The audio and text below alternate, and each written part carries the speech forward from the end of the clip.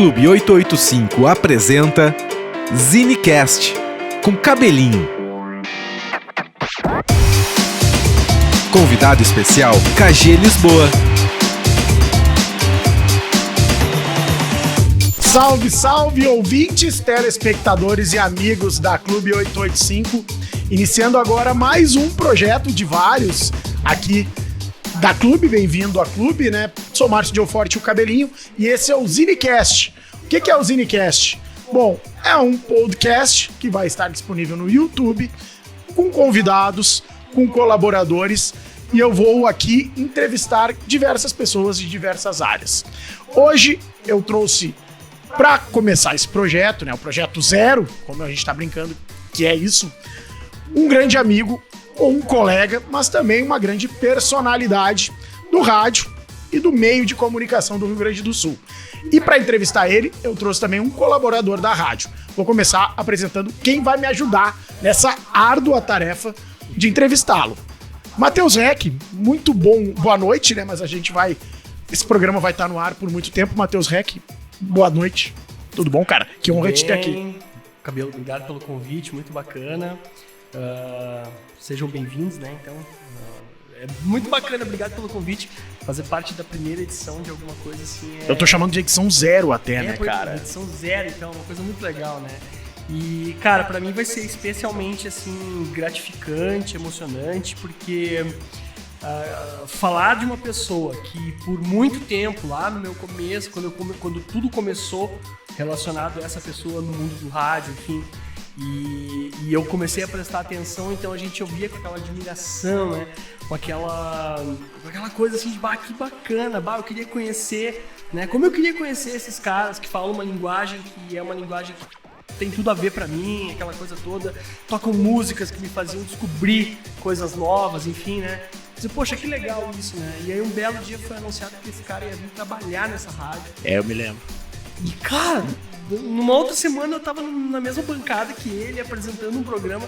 Pra mim foi, assim, uma coisa muito bacana, vou guardar pra sempre. Eu lembro desse dia, eu ainda falei pra ele, eu disse, olha, pra mim é um momento muito especial, que eu tenho um carinho muito grande. E tá aqui dividindo essa bancada contigo é um momento especial pra minha vida. Então, muito bacana, tô bem feliz, obrigado pelo convite. Que legal, cara. Bom, a gente, quando eu fiz jornalismo, né, eu aprendi que eu tinha que sempre, quando eu fosse entrevistar alguém em uma bancada, eu tinha que estudar o entrevistado, né? Eu até dei uma estudadinha, sendo sincero, né? Mas, né, como hoje eu me considero amigo dele, fica um pouco mais fácil, mas eu tenho que separar, né? Vou ter que apertar ele. Mas o que eu vou dizer de um cara que eu aprendi a ouvir ele na Ovelha Negra? Eu me lembro muito do slogan de passar o verão na boa, da Pop Rock, né? Depois eu escutei ele no Pretinho Básico, daí ele acabou indo pra rádio de Novo Hamburgo e do nada ele se tornou meu colega. E eu todo no medo dele, né, cara? Pensei, esse cara, sei lá, vai ser uma estrela, alguma coisa. E nada, uma pessoa simples, uma pessoa engraçada, às vezes rabugenta, me xinga de vez em quando, mas na maioria das vezes com razão, né, cara? Ele é fã da Banda do Mar, da brincadeira à parte, mas é uma enciclopédia musical, gremistão, gente boa pra caramba, marido da Karen também, nas horas vagas, né? KG Lisboa, Carlos Eugênio, cara, que prazer te ter aqui, muito obrigado por ter aceito o convite, até porque senão o Lucas ia te matar, né? É mais ou menos isso, né? Mais ou menos isso. Cara, obrigado por ter aceito o convite. E a gente vai conversar sobre tudo. Prazer te ter aqui. Pra mim é uma honra, né, participar dessa estreia, inauguração. Programa zero desse projeto com dois amigos queridos, dois amigos recentes, né, mas dois amigos queridos. Eu gostei muito de conhecer vocês também, assim como toda a bancada do SEC, né, o Jota, o Leco, o Felipe, que não estão aqui, o Igor, né, toda aquela galera maravilhosa, vocês dois, né. E olha, eu de vez em quando eu fico pensando assim, a gente vai falar sobre isso durante o programa, mas de vez em quando eu fico pensando, será que eu fiz certo, né, em sair daquela coisa toda, né, daquele glamour, para vir de repente para uma rádio do interior, né, uma rádio para sair e tal, e eu fico me perguntando isso várias vezes e a resposta é sempre sim. Eu acho que eu fiz muito certo, porque eu me lembro que eu entrei no carro num domingo, né? com algumas coisas que eu, né, pra vir pra cá. Eu já tinha um lugar pra ficar. Aí eu me encontrei com o Lucas e com a Babi e a gente foi comer uma pizza de boas-vindas no domingo de noite. Só que eu cheguei aqui, eu pensei, eu me lembro, quando eu cheguei aqui, eu pensei, cara, o que eu tô fazendo, sabe? Porque eu nunca saí de Porto Alegre, minha vida toda foi em Porto Alegre. Eu não trabalhei toda a minha vida com rádio, mas boa parte dela. E sempre em Porto Alegre ou em Novo Hamburgo, mas eu morava em Porto Alegre, né? Meu domicílio era Porto Alegre. E eu pensei, cara, eu tô com 50 anos, eu nunca saí de Porto Alegre, o que eu tô fazendo, sabe? Aquela apreensão, assim, da família lá em Porto Alegre, né? Então foi muito legal isso, esse desafio foi muito bacana, e vocês fizeram parte, sabe, dessa minha... transição e estar aqui e saber que eu fiz a coisa certa. Então, quero que vocês saibam disso também. Cara, assim como toda a equipe da rádio, né? A gente fica muito honrado, eu acho. Eu fico muito honrado de ouvir isso também, né, KG? Porque quando tu chegaste, foi o sinal, ao menos pra mim, de que a rádio tava muito no caminho certo, né? A rádio já tinha dado um start num outro patamar com o Enio tendo vindo também, o Enio Martins, nosso colega, né? Mas tu chegar um radialista consagrado, um comunicador de primeira linha do estado e ter dado o up pra rádio, sabe? A gente fala até hoje, o KG tá na clube, sabe? É outra história, né? Mas já que tu falaste de Porto Alegre, cara, a gente vai falar muito, obviamente vai falar sobre tua participação nas outras rádios. Faltou, né? eu propor um brinde, né? Ao Zine Zero. Ao Zinecast Zero, que tem a longa vida. Vai ter. Me esqueci. E tu sabes que tu também vai estar. Tu vai estar deste lado também em algum momento, né? A gente aqui, essa cadeira da esquerda vai ter várias pessoas que vão participar.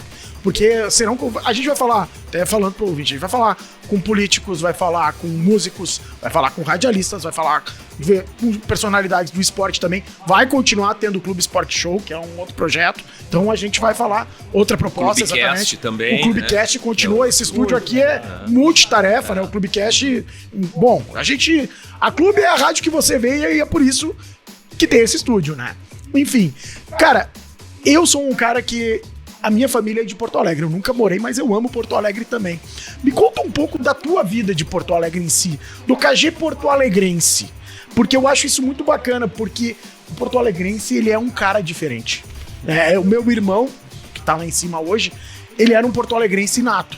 Ele foi morar em Porto Alegre com 14 anos de idade, e ele viveu Porto Alegre e ele tinha histórias ótimas, né? Meu irmão viveu música em Porto Alegre e tudo mais.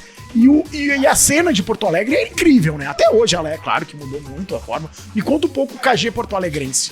Assim, além de ser porto-alegrense, eu nasci e me criei num bairro muito característico de Porto Alegre, que é o Bonfim. Meu Deus. Né? Então o Bonfim já tem... Sim, eu nasci no Bonfim, fui criado no Bonfim, minha mãe e meus irmãos moram no Bonfim até hoje.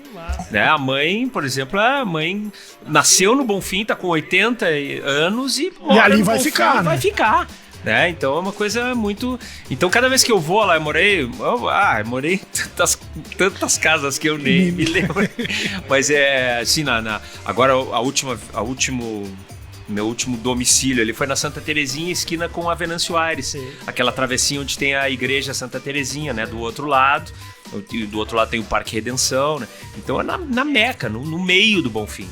E isso foi muito legal porque eu peguei toda aquela efervescência do Bonfim, que hoje passou para Cidade Baixa, há um tempo atrás, mas a efervescência do Bonfim dos anos 80, eu peguei toda ela, eu tava no olho do furacão, sabe? Então eu ia a pé pro Ocidente, por exemplo, nunca, né? Eu ia e voltava a pé, eu frequentava todos os bares da Oswaldo Aranha ali, tinha os cinemas, né? O Baltimore, o Bristol, que tinha vários ciclos. 1, 2, 3 e 4. E o Bristol, né? O Bristol, que era pequenininho, que tinham vários ciclos, então eu tava sempre lá. Os projetos da URGS, da reitoria da URGS, que era Unimúsica, Unicena, Unicinema... enfim, eram projetos gratuitos que a URGS colocava na roda. Eu ia a pé, ia pela Redenção ali. Então eu fui muito privilegiado nesse aspecto, sabe?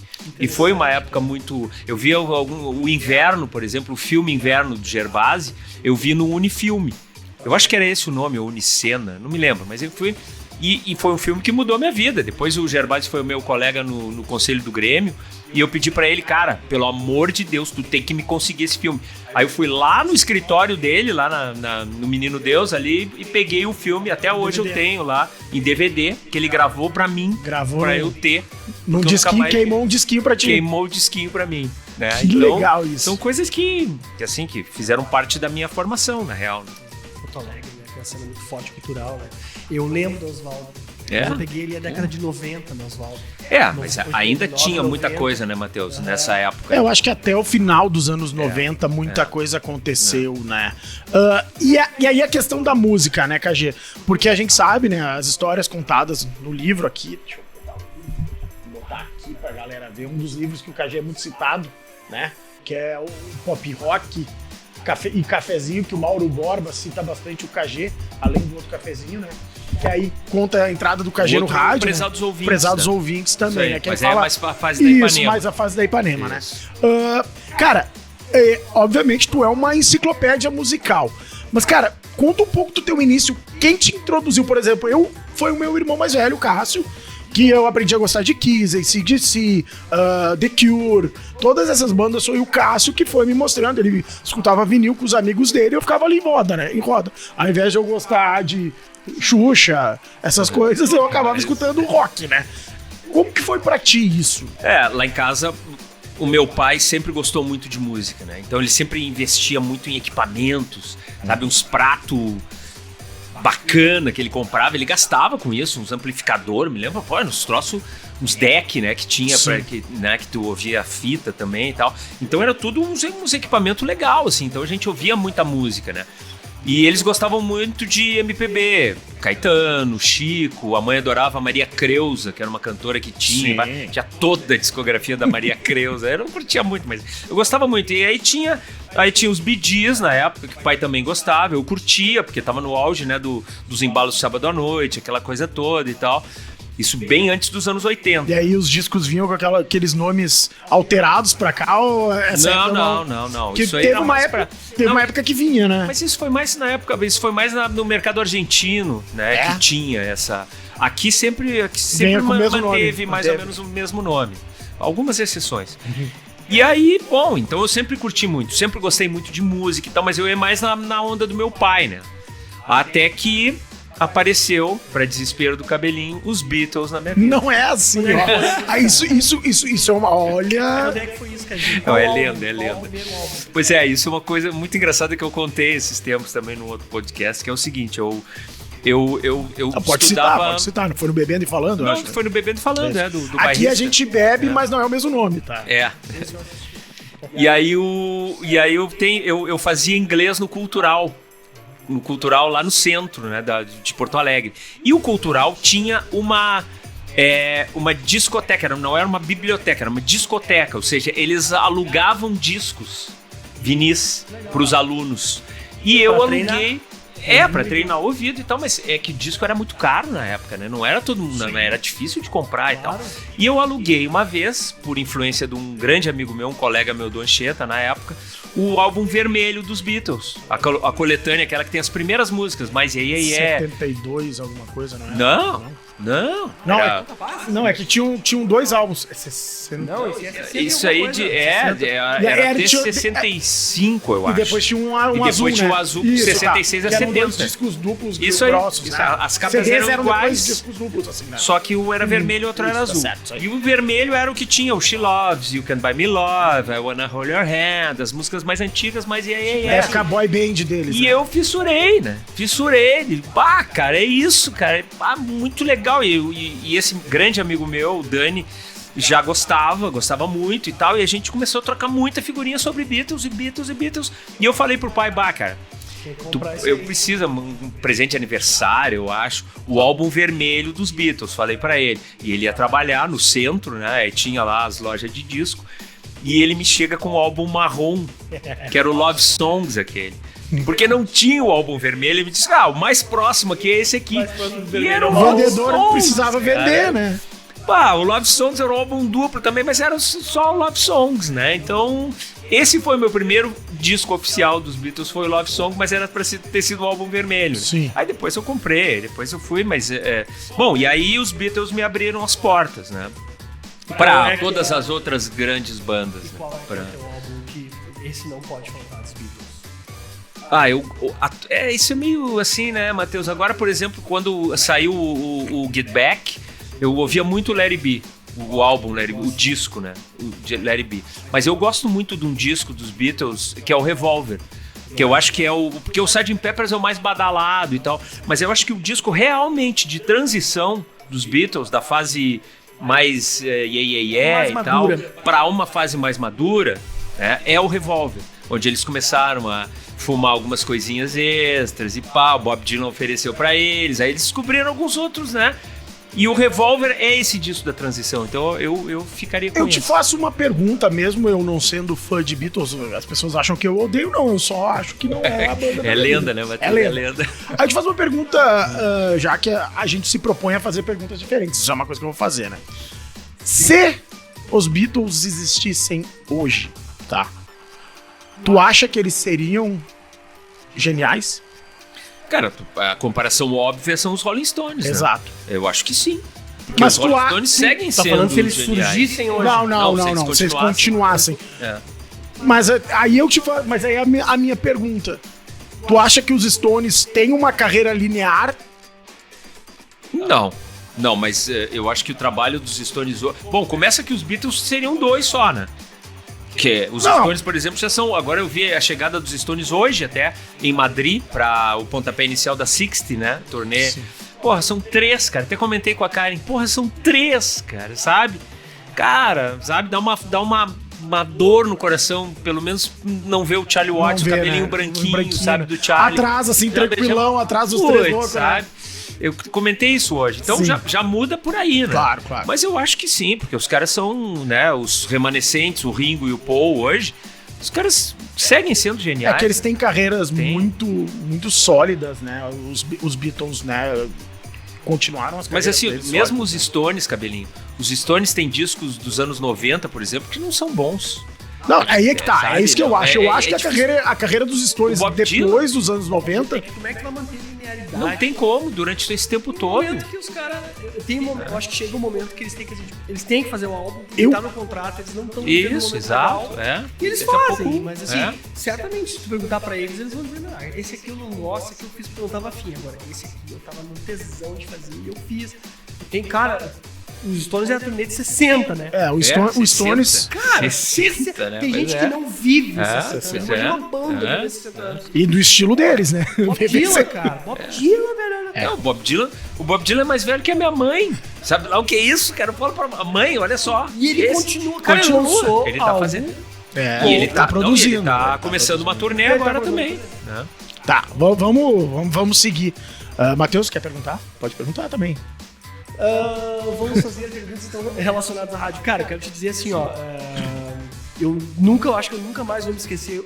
Quando a primeira vez que eu ouvi falar de pop rock e tal, porque eu ouvi Ipanema, né? Eu acho que foi a primeira rádio assim, que eu ouvi nos meus tempos de guri, porque também eu desde cedo, mas eu tenho irmãos, né? Então a minha influência veio porque quando eu morava, né?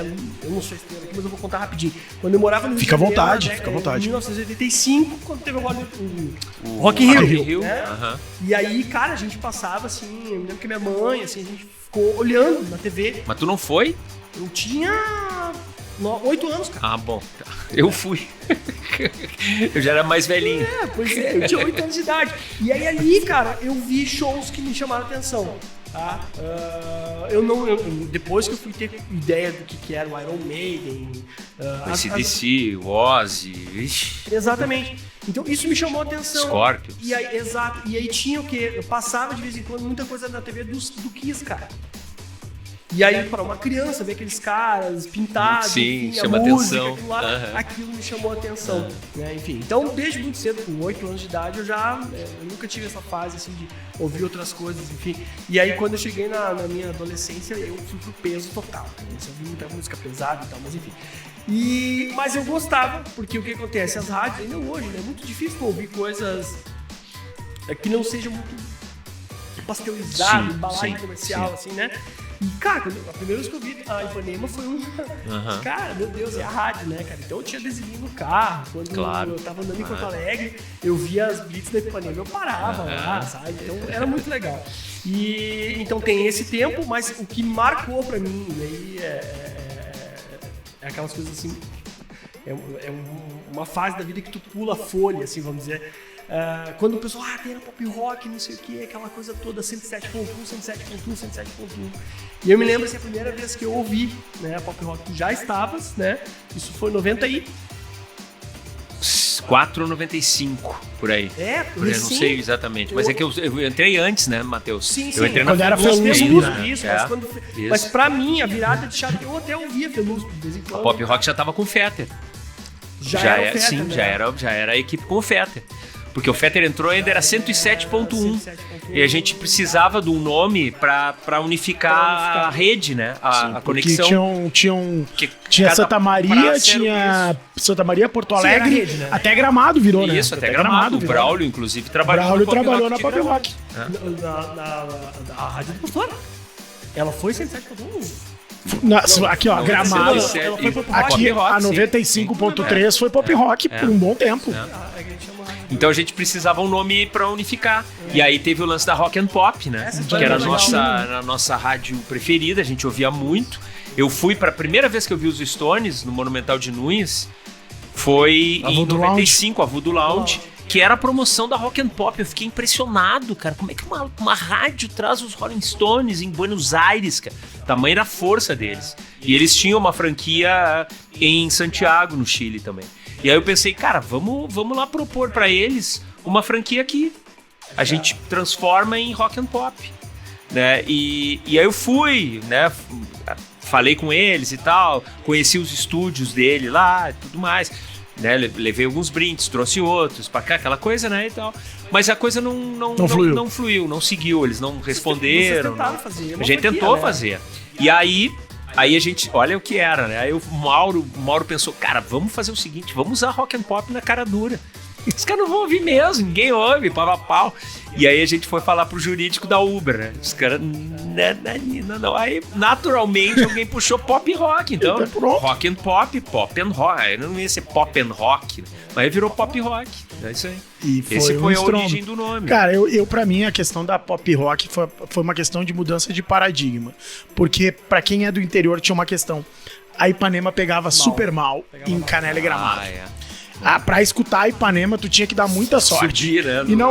E a gente não tinha o advento da internet. Que não se escutava pela internet.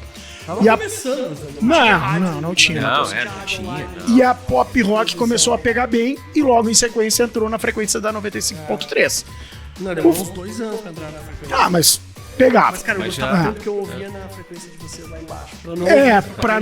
Porque na tarde entrava. Desculpa aí o 95.3. Na tarde entrava a turma de Gramado, né? Eu também tinha preferia. Tinha que ter horários locais. Sim, tinha os horários locais pra pagar. Era exigência, porque pra pagar a turma. Alugava rádios, ao contrário da RBS que comprava rádios, a Ubra alugava. Então eles tinham a exigência de ter horários locais com locutores locais. E aí que o Braulio, por exemplo, trabalhava em horários locais. Isso foi porque antes disso, essa rádio tinha sido Transamérica. Eu tinha um programa nessa rádio. Transamérica. É mesmo? Eu tinha um programa nessa rádio, eu apresentava o Filé Mignon, cara, que era um sábado das 11. Filé Mignon, que nome bom, cara. Era um nome padrão da rede. É? Nome padrão da rede. Só que daí eu apresentava no local. E aí, cara, eu preciso confessar uma coisa. Eu fazia muito baseado em tudo que vocês postavam. E é isso que eu ia dar sequência ali, né? Enfim, tamanha influência, assim, vocês levavam coisas novas, falavam de coisas novas. Eu tinha um espaço que eu falava de filme, eu tinha um espaço que eu falava de coisas diferentes, de bandas. Eu tocava muita banda gaúcha, porque a coisa mais legal, vocês trouxeram mesmo, assim, pro cenário, né?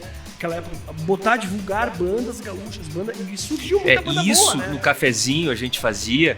Isso era uma coisa muito legal que a gente fazia, por exemplo, disco novo dos Papas da Língua. A gente pegou, claro, uma época que tava o fértil, auge. Tava muito fértil. Então, Papas na Língua. Então eles iam lá e a gente comentava faixa por faixa. Eu ficava com vontade de ouvir o disco inteiro, entendeu? Tu imagina o ouvinte que tá ali ouvindo. O Papas da Língua, o Baby Boom do Papas da Língua, foi lançado pela City.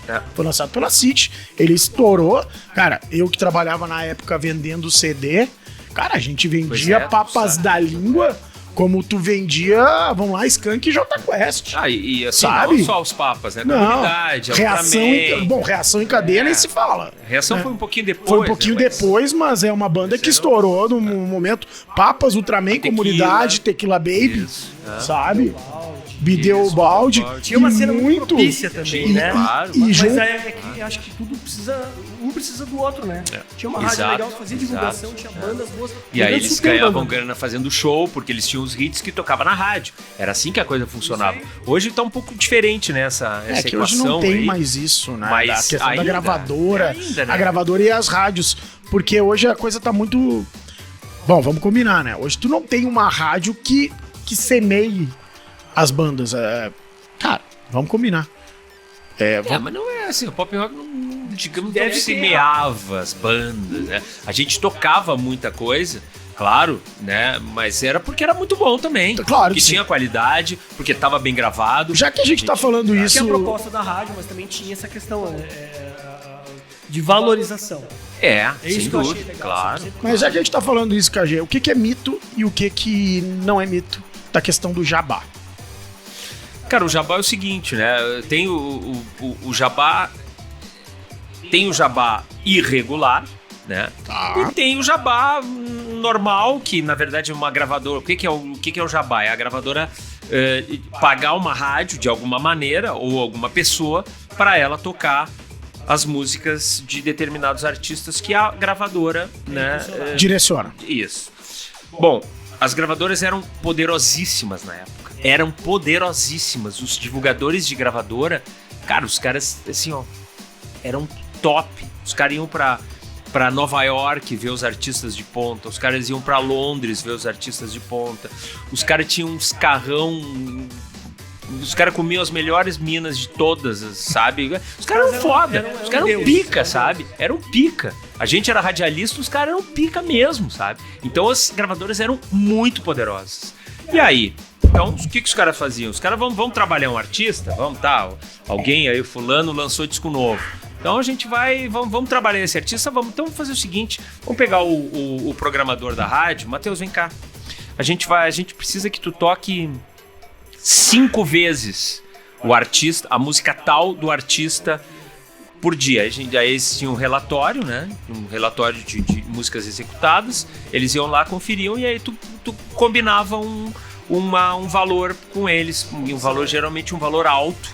Sabe? Os caras compravam casa, os caras compravam carro, os caras faziam viagem com os valores do jabá. Esse jabá aí é o jabá culé, é o jabá que não presta, né? Mas tem um outro jabá também, que é o seguinte, a gravadora chega pro gerente da rádio e diz, olha, Matheus, a gente tá trabalhando a música nova do Oasis, tá? Então a gente vai fazer uma programação. A gente vai fazer a seguinte promoção. Vocês vão trabalhar o Wonderwall, tá? Que é a música nova do primeiro disco do Oasis, a música de trabalho, tá? Vão tocar aí, sei lá, algumas vezes por semana, um número X por semana, e nós vamos dar uma viagem para Londres com tudo paga pro ouvinte da rádio, tá? Pra tu... Pô, aí a rádio cresce, né? Valoriza, entendeu? É uma promoção, né? E aí tu faz isso, tá? Tu pode dizer que não tem problema, tá tudo certo, mas geralmente eram bandas e a ver com a rádio, com a programação da rádio. E outro jeito que tinha, pelo que consta e pelo que eu li também, é os shows, né? As gravadoras acabavam dando shows de bandas que as rádios acabavam fazendo festivais, né? Sim. Os festivais os shows eram todos pagos. E outra, cara, material pra rádio, camisetas. Bom, as camisetas legal do Oasis, pra tu distribuir pros teus ouvintes. Isso é legal, porque isso, né, prende o ouvinte na rádio. Esse é mais uma troca, né? Mais uma troca, exatamente. Esse é o jabá regular, digamos assim. Mas muita gente... Cara, aqui no clube não. Mas assim, aqui nas rádios ocorre isso, eu acho que eu saiba não. Que eu saiba não. Eles não tem mais essa não tem mais, é que não tem mais a figura do divulgador. Hoje, né, os caras lançam no streaming um single e faturam por ali, luta. Né? E faturam por ali também. E é isso aí, então não tem mais a figura do divulgador. Sim. Antes tinha, né, aquela figura, e aí o cara que fazia esse meio de campo. Mas muita gente enriqueceu com o Jabá, muita gente enriqueceu. Na época era muito comum isso. E aí, vamos pra pop rock. Falando daqui, né? As rádios do Rio e São Paulo. Nossa, cara, aí era o seguinte, né? Enfim, desculpa te interromper. Não, capaz. A gente tem que falar do maior, eu acho que o maior fenômeno, apesar da gente depois ter que ir pro Pretinho Básico, mas o Cafezinho pra mim é o maior fenômeno da história da rádio, porque o Pretinho nada mais foi do que uma continuação do Cafezinho, né? Eu me lembro do Cafezinho como uma coisa que surgiu do nada e simplesmente povoou o estado do Rio Grande do Sul, as mentes das pessoas, com 6 caras comuns do rádio, sendo que 3 eram, 3 radialistas mesmo. Um cara que ficava por lá dando umas risadas e soltando papel na mesa, que era o Couto, né? O Couto. É. Mais um músico que era um louco das ideias, né? E um cara que surgiu do nada, né? Vamos combinar que era assim, mais ou menos, né? 6 caras totalmente que se completavam. E daquilo, velho, surgiu o maior fenômeno de audiência do rádio, pra mim, do rádio FM. Porque eu não tô aqui comparando, por exemplo, com sala de redação. Não, sala de redação. Mas é entretenimento, né? Cada Exato, diferente. Exato, porque daí mas não. Eu tô falando de um programa de 1 hora que surgiu de 5 minutos de conversa, né? Porque aquilo era uma troca de horário que virou um bate-papo. Completamente. Né? Foi meio aleatório, né? Foi aleatório. Foi totalmente. Conta um pouco disso, KG, porque isso pra mim é bizarro. Pra mim, o Cafezinho foi o melhor talk show que eu já fiz. Eu fiz alguns outros, não só o Pretinho Básico, eu fiz alguns outros na Ipanema também, legais até. O Alaminuta, por exemplo. O Alaminuta, com pessoas diferentes e tal. Mas o Cafezinho foi o mais legal de todos, tá? E eu não era da formação original do Cafezinho, né? Era o Celso Garavelo. Sim. Garavelo, né? O Mauro. O Garavelo, o Mauro, o Fetter. O Fetter e o Arthur de Faria. Arthur de Faria, isso aí. Aí depois entrou o Maurício, porque o Maurício precisava... A gente começou a receber tanta coisa. O Maurício era o produtor. Era o produtor, que alguém precisava filtrar o troço, porque a gente perdia muita coisa boa e ficava falando muita bobagem, porque, sabe, era muita coisa que tem uma foto que era o Maurício cheio de papel na mão. É isso aí. Era os fax. Era um rolo de coisa. Muito fax, o pager que a gente tinha, que chegava, que era modernidade. Não tinha computador na época. E aí depois eu entrei no lugar do Garavelo, não me lembro por que o Garavelo saiu. Acho que o Garavelo não saiu da rádio, não foi? Não me lembro, cara, eu não me lembro o que foi, como é que foi essa... Mas, Celso enfim, Garavelo, um radialista, né? Tradicional. E aí eu entrei na formação do Cafezinho e, era muito legal, porque a gente tinha espaço para poder falar de filme, de shows, de experiências próprias que a gente tinha. E, a gente tá falando com o Mauro Borba, que era um cara fodástico, né? O Arthur de Faria, que tem um baita conhecimento de músicas específicas, mas ele tem um baita conhecimento de música. O próprio Fetter, que também tem um conhecimento, sabe, de coisas que ele passou, enfim. Então a gente tinha conteúdo, né, para repassar. Na verdade, para mim, o Cafezinho, ele partia de um papo sobre entretenimento, cultura e afins e ia para o lado da comédia.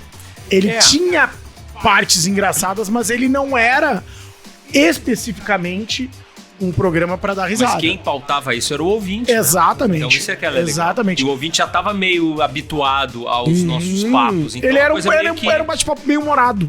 Sem dúvida. Isso sim, nunca foi um programa de humor, não era a nossa pretensão. Não, exatamente. Mas sempre foi um programa bem humorado. Exatamente. Eu queria que tu contasse como é que foi o primeiro. O Cafezinho? O primeiro. Putz, eu não me lembro. Não lembro? Tipo assim, cara, vamos fazer. Até porque o primeiro eu não tava. Mas é que aí que tá, Matheus. Eu tava almoçando e os caras estavam lá no estúdio. Era uma troca de horário. Era uma troca de horário. Deixaram o microfone aberto. E continuaram falando. E começaram a dar risada. O Mauro conta, tu vai ler o livro que eu vou te emprestar, o Mauro conta a história. Eles começam a conversar, e aí eu acho que alguém dá uma dica de filme, alguma coisa nesse sentido.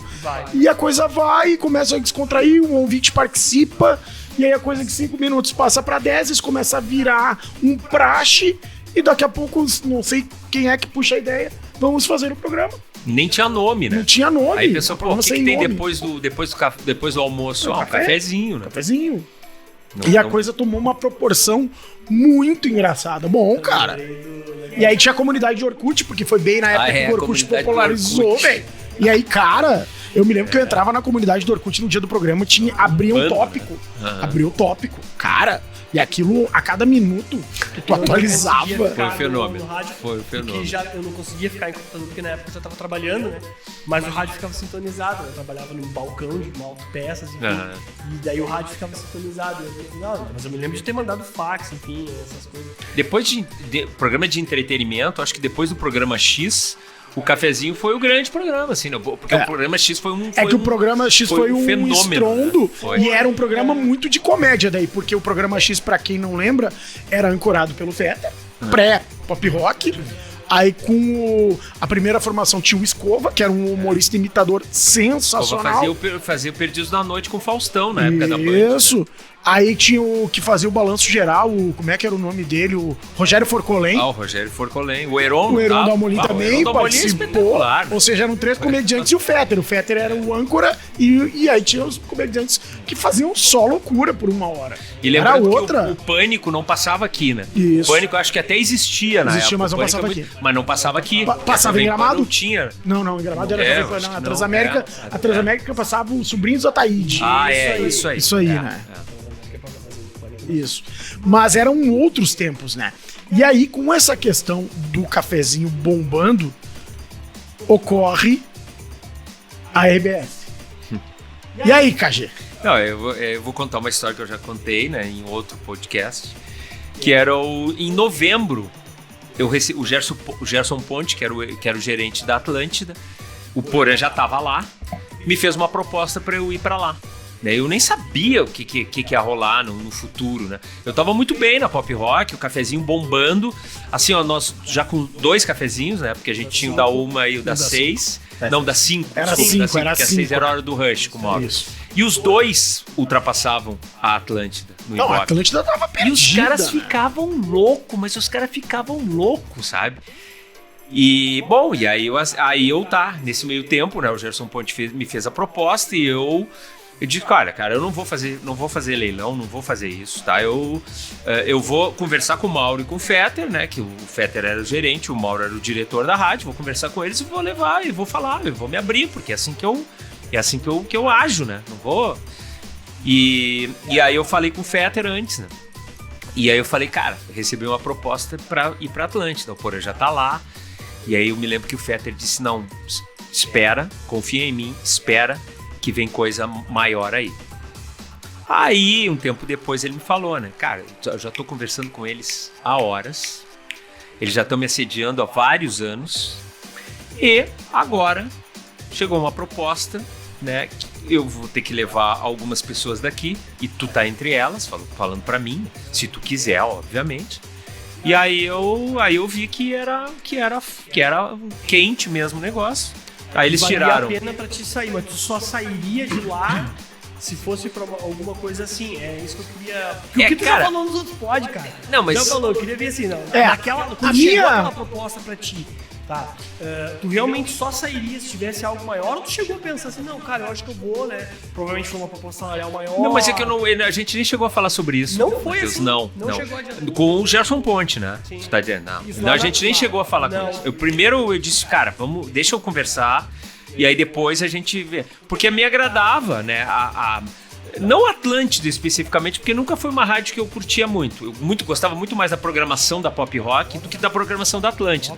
Mas, sabe, o fato de ir trabalhar Grupo RBS. No Grupo RBS, num canhão como a Atlântida, com toda a rede. Mas aí tinha Itapema ainda, né?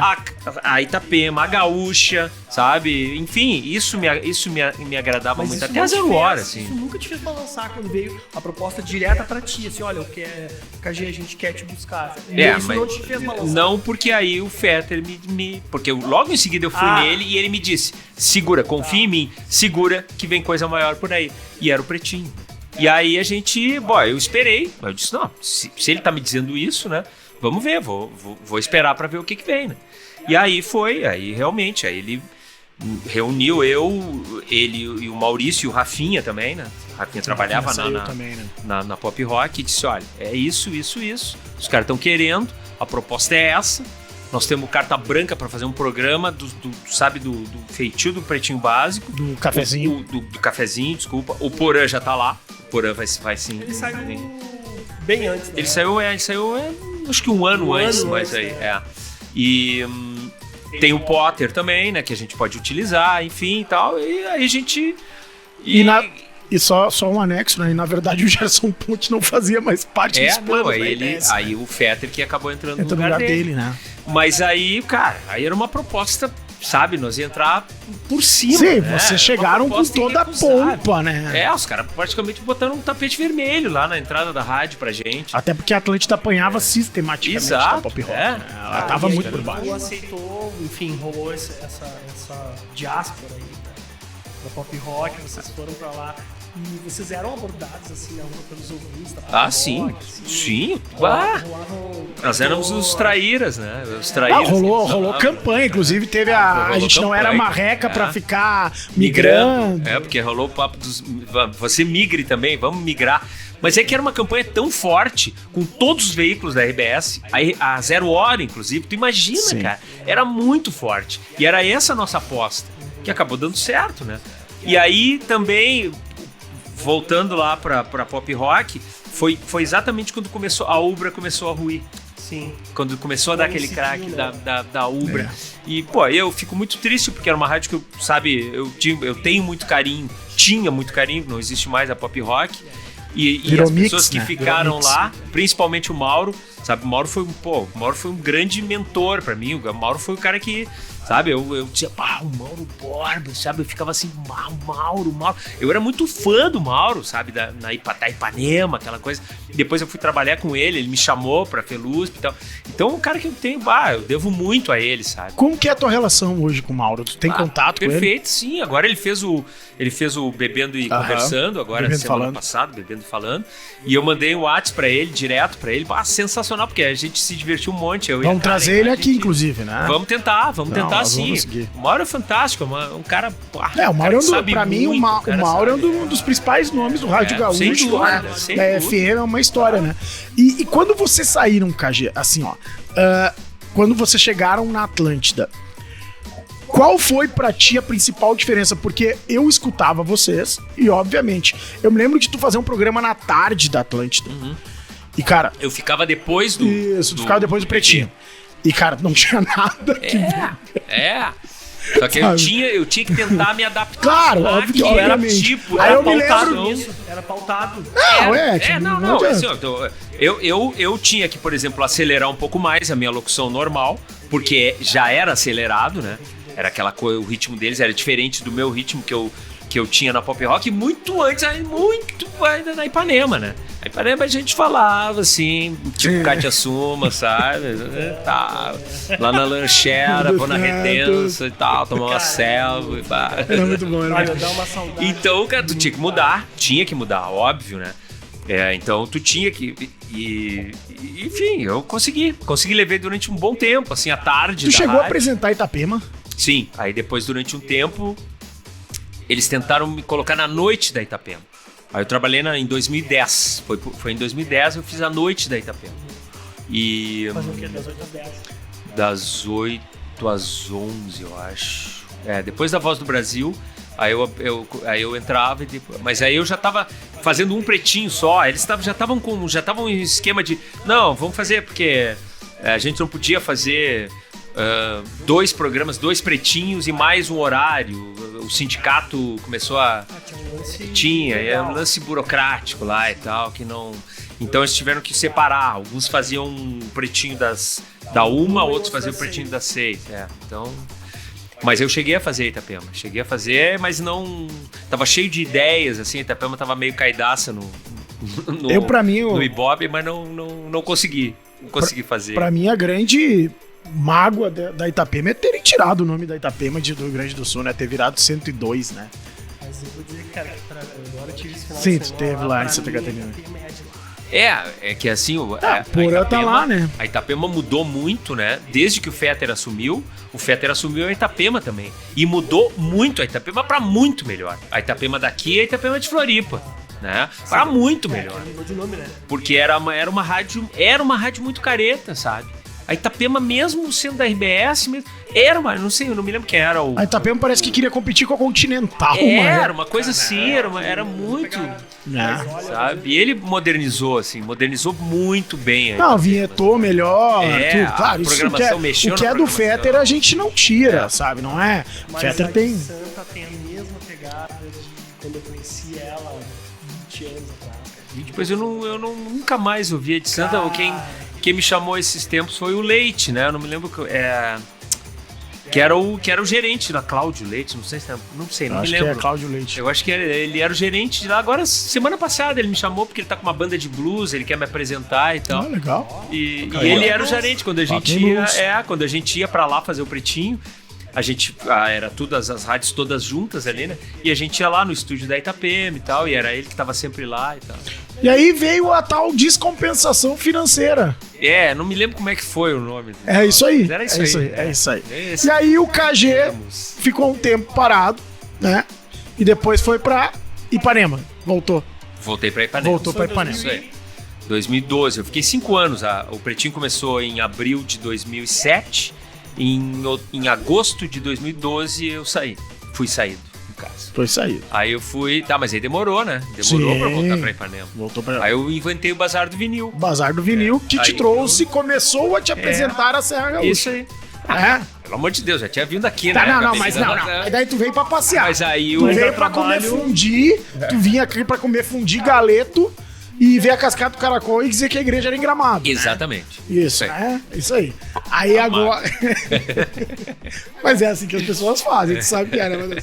Mas enfim, daí tu começou a conhecer Canela, conhecer o Kiko, né? Foi através do Kiko e da Fê, né? Pelo Empório Canela, que eu comecei a vir pra cá fazer os bazar do vinil. Porque eu comecei... Isso. Eu me dei conta que esse troço dá, sabe? Dá dinheiro. Dá pra levar esse negócio adiante. É uma coisa que eu sempre gostei. E eu via que as pessoas se interessavam também.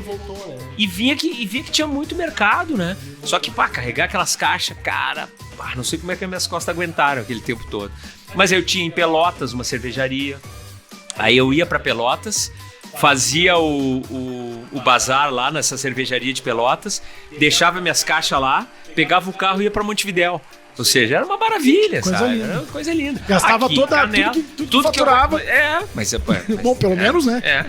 Aí aqui Canela eu comecei a fazer uma vez por mês. E uma vez eu me lembro que o Kiko chegou, cara, vamos fazer uma entrevista na Rádio Clube, que é a rádio que tem ali em Canela, que era ali em cima da Magazine Luiza, né? O Enio tá no ar, vamos ali falar com ele. Eu falei com ele quer te conhecer, quer bater um papo e tal, né? E aí eu fui, primeira vez que eu fui na Clube, né? Isso deve ter sido 2013, né? Ou o próprio 2013, eu acho. Conheceu o seu Pedro ali daí? Aí conheci o seu Pedro e tal, né? Porra, não é aquela coisa, né? Aquela escadinha lá. A escada. Aí o N deixou o prato todo prontinho, ele foi botar, não funcionou. Desde sempre. Hoje o nosso prato aqui tá mais... Tá mais tranquilão, né? Tá mais tranquilão.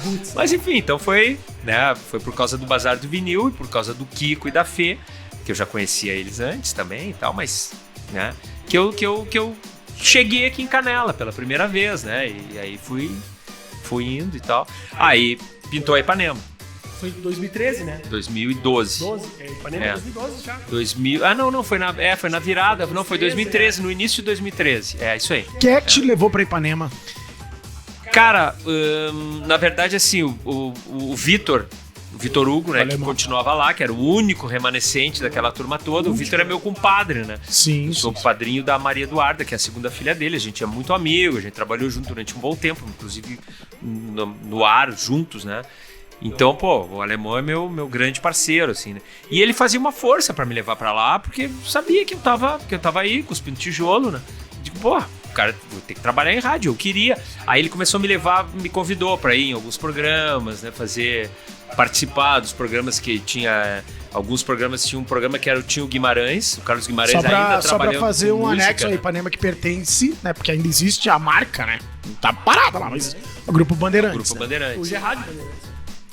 Hoje é 94.9. 94.9 é a Bandeirantes FM. A Bandeirantes FM, isso aí. Né? Então o Guimarães estava lá, o Carlos Guimarães, o Baldasso, né? Mas era um programa sobre esporte, só que eles queriam fazer aquela coisa esporte e música, né? Que deu muito certo com o Nando Gross. Sim. O Nando Gross foi o pioneiro. Foi o pioneiro disso, verdade. Né? E aí eles queriam fazer isso e tal. O Nando Gross me fez conhecer a minha cantora favorita de jazz, Billie Holiday. Ó. Ele me apresentou o Jamie Cullum. Ele tocava direto o Jamie Cullum. Mas ele Não que eu goste. sempre falava, É. agora eu vou tocar uma Billie Holiday, a primeira vez que eu vi isso, desde lá. Até hoje. E aí eles Programa- queriam programa fazer do uma Nando é coisa bom. parecida, assim. Era bom, né? Muito legal, né? É. Muito legal essa ideia. Porque ele pegava também um horário final de tarde, aquela Aham. coisa toda, pra dar uma descontraída, ter a informação. E vocês fizeram, então, E a gente tentou fazer isso lá. Né? E aí eu comecei a frequentar cada vez mais e tal. E aí, bom, daqui a pouco, inevitavelmente, pintou o convite. E, pô, pra eu fazer voltar pra parte do rádio e pra minha Ipanema, né? Pra Sim. minha boa. A rádio do era coração, o Pancho né? que tava lá, né? O Pancho é um queridão, um grande da amigo comunidade, né? da comunidade. Ele era o gerente da rádio, né? E então, pô, aí tá lá com os amigos, o Vitor Hugo, né? O pessoal dos esportes, que todos eles eu já conhecia, E o o clima da Ribeiro, rádio, o Meneghetti, o Paulinho Pires. Eu já tinha trabalhado com eles nas Paulo outras Pires vezes. é uma entidade do O Paulo esporte. Pires né?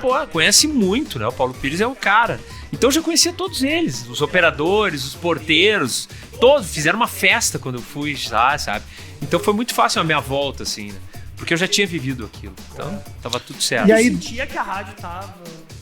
Sentia. Tu sentia já que ela já tava perdendo força e que podia acabar?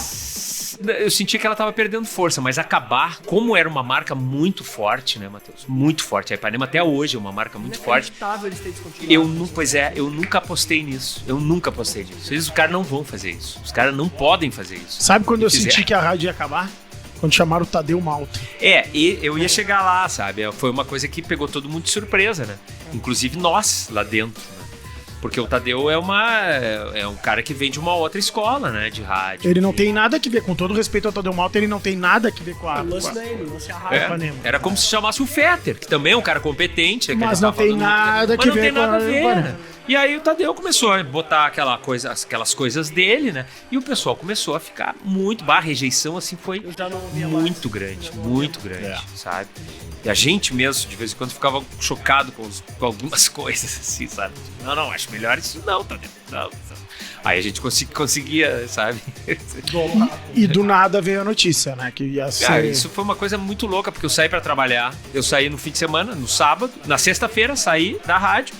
Segunda-feira eu tô de volta. Eu fiquei sabendo pela coluna do Previd no Facebook. A Ipanema acabou. Como isso era uma coisa tão recorrente, a Ipanema vai acabar, a Ipanema vai acabar. A Ipanema vai... A gente achava que era uma pegadinha, Cara, né? isso aí é mais uma pegadinha. Aí eu liguei pro Tadeu. E aí ele me falou, cara, infelizmente dessa vez é verdade e tal, parará, mas vai lá amanhã que os caras querem falar contigo e papapá. Então eu já fui na segunda-feira sabendo que... Mas eu pensei, de repente os caras podem querer me aproveitar em alguma outra. Até um lance de esportes, que eu tava muito inserido naquela época. Ainda Não, tava e a no conselho Band do tinha, Grêmio. e a Band- Tava E a no Band conselho. tinha muito aqueles programas, né? Aquele das 18 horas, que tinha esporte com música, na geral. Isso, que tinha Daqui a o Heron. pouco, O Heron tinha o fazia Heron, umas... as loucuragens dele. Mas aí eu cheguei lá, o Meneghetti já disse, Assim. cara, não, acabou, fim, já era. Eu digo, tá, mas tu sabe isso que tu tá fazendo? Cara? Ah, veio de cima, Foi ele isso? o... Não, até onde eu sei veio de cima, né, Matheus, mas... Sei lá, né? Eles os caras- queriam uma frequência Eles FM queriam uma pra frequência, exato. botar a Band, Pra botar a Band. pra narrar futebol. Agora tu imagina o 94.9 do lado da Atlântida, do lado da Gaúcha. Pô, era o sonho deles, né? Claro. Então assim, os 94.9 atraíam demais. Eles ficavam assim, esse monte de maconheiro, esses, sabe? Esses vagabundos. Eles sempre nos trataram assim. Eles sempre nos trataram assim. Mas é que era... Cara, eu quero falar no sentido bacana, assim, né? Não era a fama mesmo, né, cara? Isso que era legal. Cara, O lance qual da que era o melhor maldita slogan? mesmo, né? Qual que era o lance melhor da- slogan da rádio?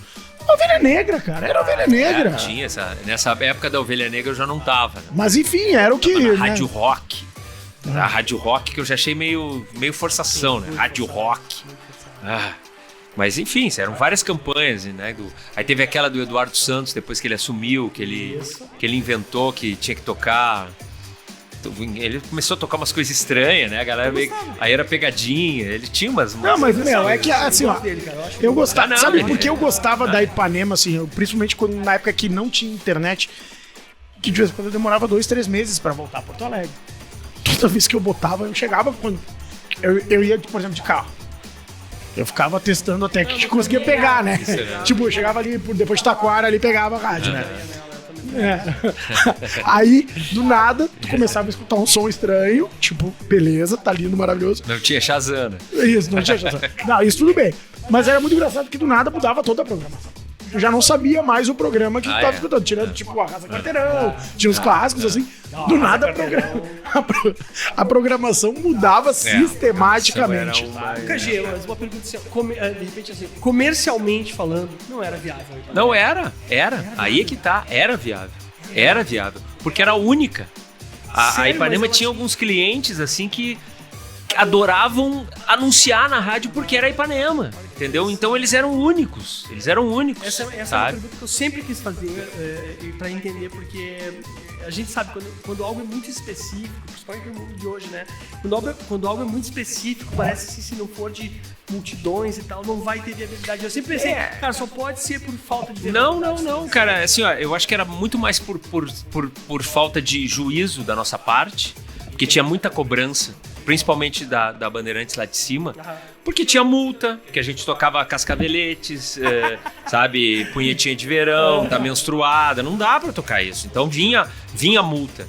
E várias vezes, de tão rebelde que a gente era, a gente sabia que tinha multa e tocava igual. De começar a Voz do Brasil mais tarde, sabe?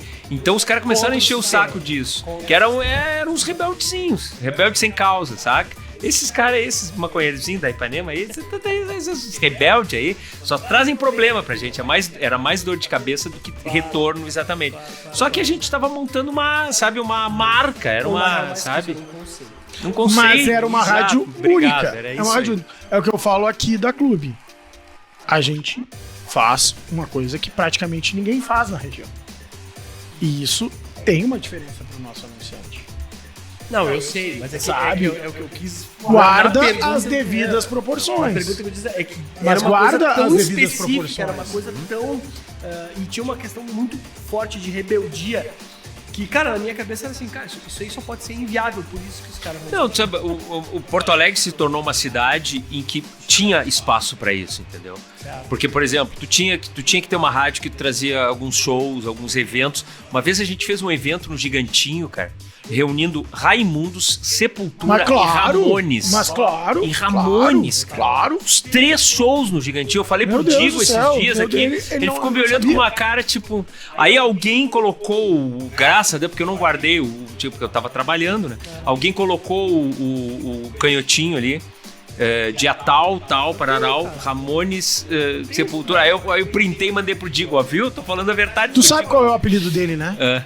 O apelido dele. Fala o teu apelido. Fala. Quando eu vim pra cá, imagina, cabeludo e tal. E eu só usava uma camisa do Ramones e aí os caras, ali o Ramones. O apelido dele era Ramones. Pode dizer. Baita, sabe? Então tu tinha que ter uma rádio que desse. A Porto Alegre já tava precisando disso, acho que eu entendeu? Lembro, sabe, quem tava. O Sassá tava cobrindo também, não tava? Esse show? Eu acho que sim. Não, eu acho que o Sassá não tava com a gente ainda, não. Talvez pela TVL tivesse, não sei. Não sei, eu lembro, cara, ele não tava com a gente. Por exemplo, o show que chamou a atenção foi isso e a gente foi lá e encontrou. Cara, eu fui entrevistar os Raimundos, os Raimundos estão ali, estão ali no canto ali. Eu cheguei lá, cara, o Caniço tava comendo uma mina embaixo da coisa do Gigantinho ali, cara. Que maravilha. Aí eu cheguei, Caniço, sou da rádio, aí só um pouquinho, espera aí, deixa eu terminar aqui. Isso literalmente, cara, literalmente. Aí eu falei, eu no ar, cara. Isso foi 94? 94, o primeiro ano, o primeiro disco do Raimundos. 94, isso aí, Palhas no Coqueiro, enfim. Exatamente, grande disco. E... Hoje não duraria 6 meses. Não duraria. Selim, por exemplo. Não, jamais. Mas, hoje tu não pode tocar vira do Mamonas que reinam no coisa, né? Bom, mas isso é um outro assunto. Né? Mas enfim, então a Ipanema tava ali pra isso, era a rádio que promovia esses eventos. Que é um exemplo, tem um Grenal que para um Colorado é histórico, que é o Grenal do 5-2 no Olímpico. Tu sabe que matéria mais sensacional que eu vejo no YouTube, a matéria do Folharada. Graças a Deus eu já não tava mais. Do Folharada da Ipanema, que é com o alemão Vitor Hugo. E o Vitor, a Kátia. A Kátia mais alguém. Eu acho que era o... Quem é que era o gremista? Bom, enfim, uma matéria do procurem no YouTube Folharada. Cláudio Cunha tava também. Pode ser. Mas Pode não ser. era nisso, Cláudio era colorado. Não, mas tem um cara, é sensacional. Tem no YouTube a matéria deles do 5x2 de Grenal, velho. Cara, Não, eu já não tava. meu, é demais isso, sabe? É demais. A Ipanema é uma coisa que, enfim, tudo tem um início, meio fim. A Folharada, a gente teve uma banda que era a Folharada Blues Band. Sim. A gente tocou Tinha no casa. Opinião. Mas a Ipanema não tinha casa. Tocou no Opinião. A Ipanema não tinha casa. Não, aí era pop rock. Era pop rock. Mas a banda tinha o Jimmy Joe, o Júlio Reni. Cara, os caras tocando pra nós, cara. E nós cantando ali. Eu cantava Roadhouse Blues dos Doors. Eu me sentia o Jim Morrison, botava minha calça de couro. KG, agora já que a gente tá falando de música e show, conta pra mim o show da tua vida, cara. Pois é, cara, teve vários, Pode sabe? contar Assim, alguns, mas, não tem problema, não tem... Agora, por exemplo, a gente não tem regra, hoje, ainda mais que é o zero. Hoje morreu o Alan White, né? O baterista do Yes. Cara, eu vi o Yes no Opinião. Hoje eu tava me lembrando com o meu irmão. Cara, a gente viu o Yes no Opinião, cara. No Opinião, 90, show. né? Um show que poderia botar no Olímpico. Eu vi a primeira vez que eu vi o Yes foi no Rock in Rio. Eu fui pra ver o Yes, não fui pra ver o Queen, não fui pra ver o Iron, não fui pra ver o AC/DC, não fui pra ver o Rod Stewart, eu vi todos esses caras aí, mas eu queria ver o Yes, que foi o último show de fundo. Cara, foi uma... Não era o Alan White, era o Bill Bruford, né, na bateria. Mas enfim, então era uma das minhas grandes bandas, assim, né? E eu vendo o Yes no Opinião com o Alan White, daí na bateria, falecido agora. Cara, uma coisa inusitada, sabe? O Bob Dylan no Opinião foi um troço inusitado. E eu fui o primeiro a entrar na Opinião, cara. Eu tava na frente, cara. Eu podia tocar nas botas dele. Eu falo pra... Cara, eu vi o Bob Dylan como se ele estivesse ali a 2 metros de distância, cara. Os caras não acreditam, né? E tu não acredita que o Bob Dylan tocou na Opinião, no palco da Opinião. Mas teve um show que eu tava me lembrando esses tempos também, que foi quando eu fui em Nova York em 2012 ou 2013, por aí, tá? Talvez 2011, não sei. Tava gastando a minha multa rescisória, né, que eu ganhei da RBS.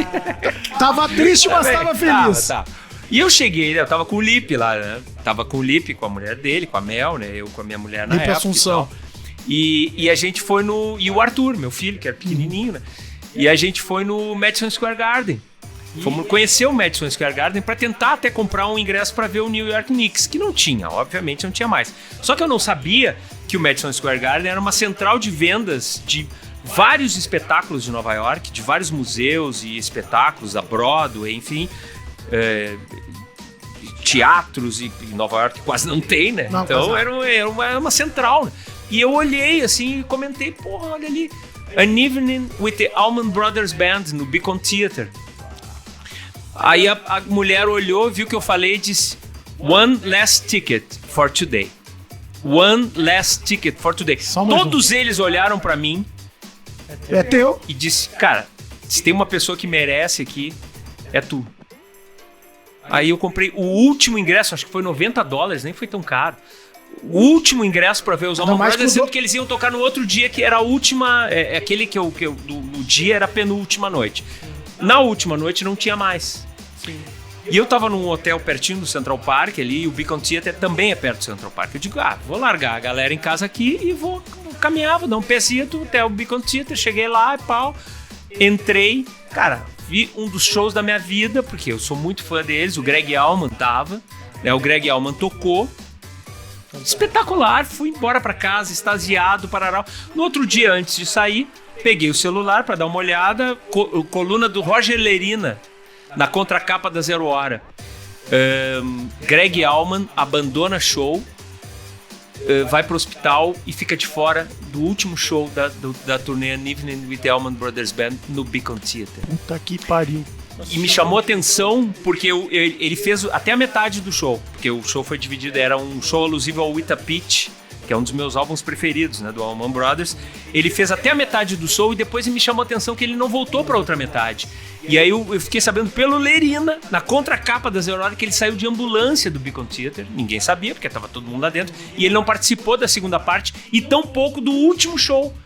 Ou seja, eu não ia ver ele se eu fosse no último show da coisa. E eu consegui ver o Greg Allman porque tinha um último ticket daquela noite do show. Era pra tu ter visto. Cara, e foi um show, assim, inacreditável.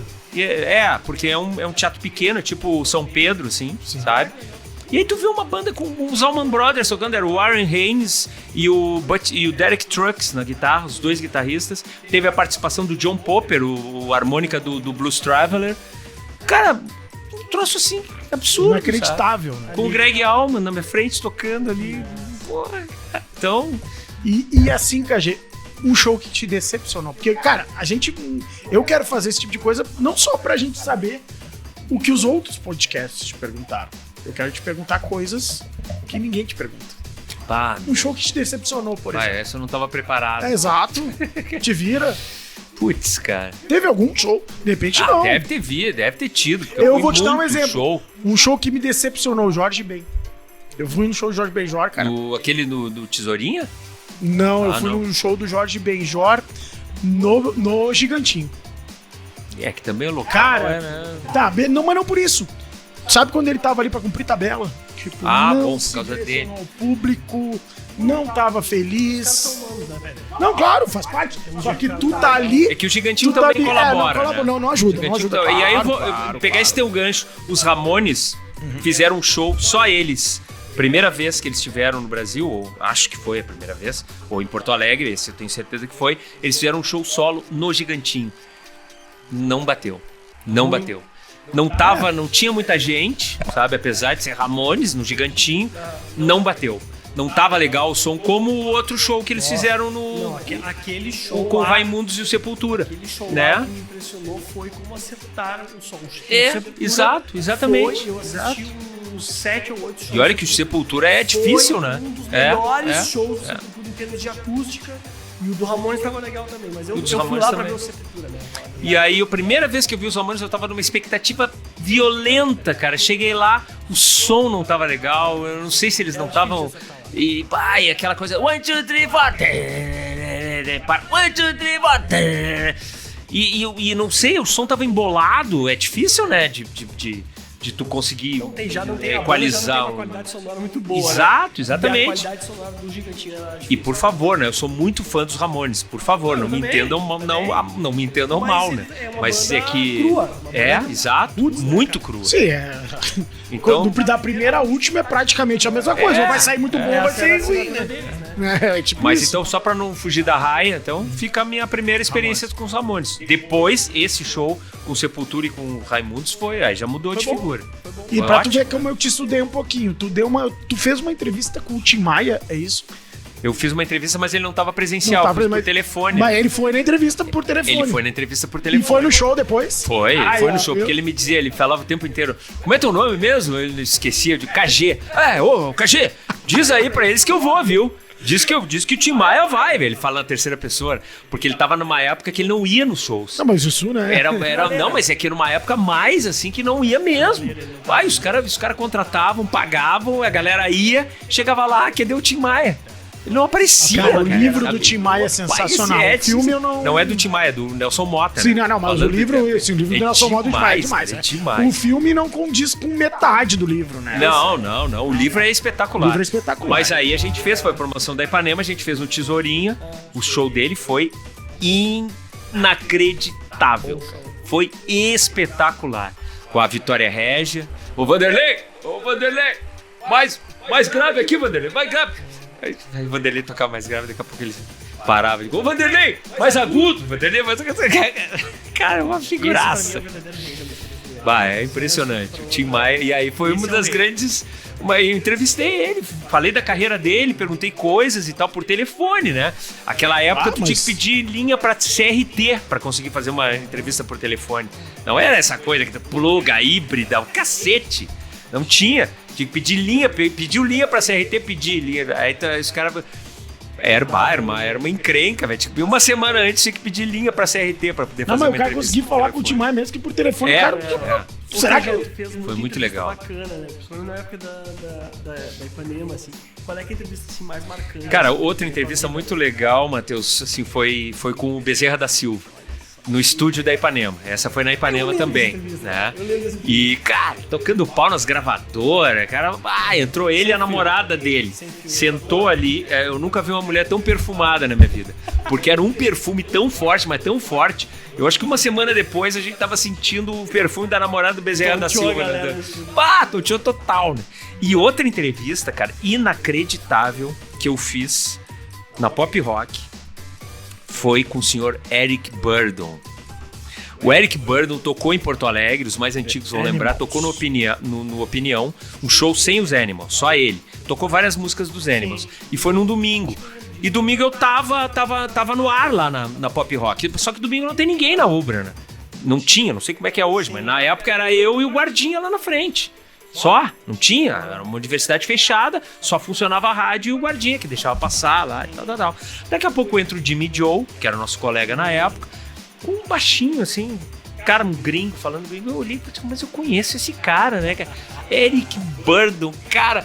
Aí a gente passou a tarde inteira, Matheus, com o Eric Burdon, ele tocando, a gente conversando. Ele falou, o Jimmy, eu vou chegar lá, o Jimmy me contando, me relembrando que o Burdon falava, eu gosto de chegar nos lugares e provar a maconha dos lugares. Porque é pela maconha dos lugares que eu sei se o lugar é legal ou não. E eu falava pro Jimmy, e o Jimmy traduzindo, e eu falava pro Jimmy, não traduz! Imagina na Ubra, Rádio Luterana, imagina se o pastor tá ouvindo, cara, sabe? Felizmente não tava ouvindo porque o Jimmy traduziu tudo, né?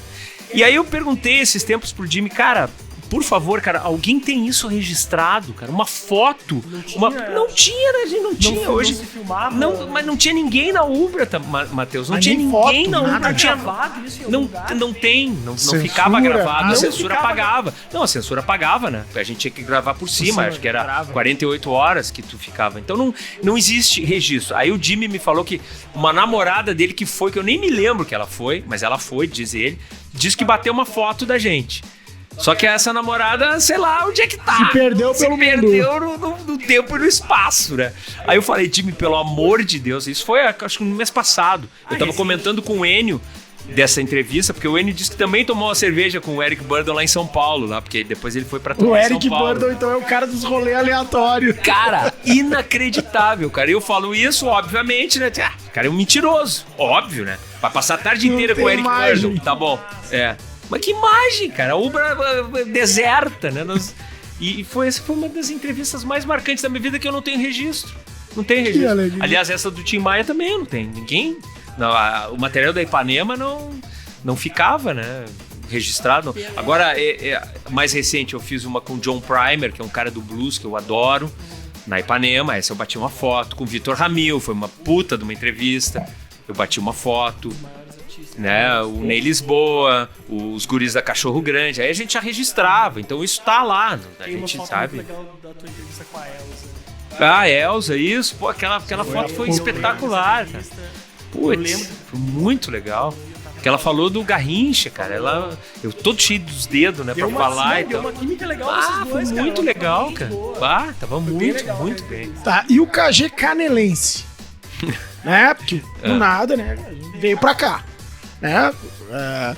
As arestas foram aparadas, já lembrando, né, de Ronaldinho. E aí o KG é anunciado na clube. Cara, o que mudou na tua vida vindo pra Canela? Tipo assim... Foi 2014. 16. Final de 2016. Tu saiu do mainstream e veio pra Canela. Cara, chega uma hora que, assim, não tem mainstream, né, Cabelinho? Não, mas tu entendeu, sabe, né? Tu sai do mainstream, tu sai numa cidade grande, né? Tu já não tava mais, obviamente, nas rádios ditas mais tradicionais. Vamos lá, Atlântida, Pop Rock, né? Rádios, né? Tu não tava mais no mercado tradicional e tu veio pra Canela.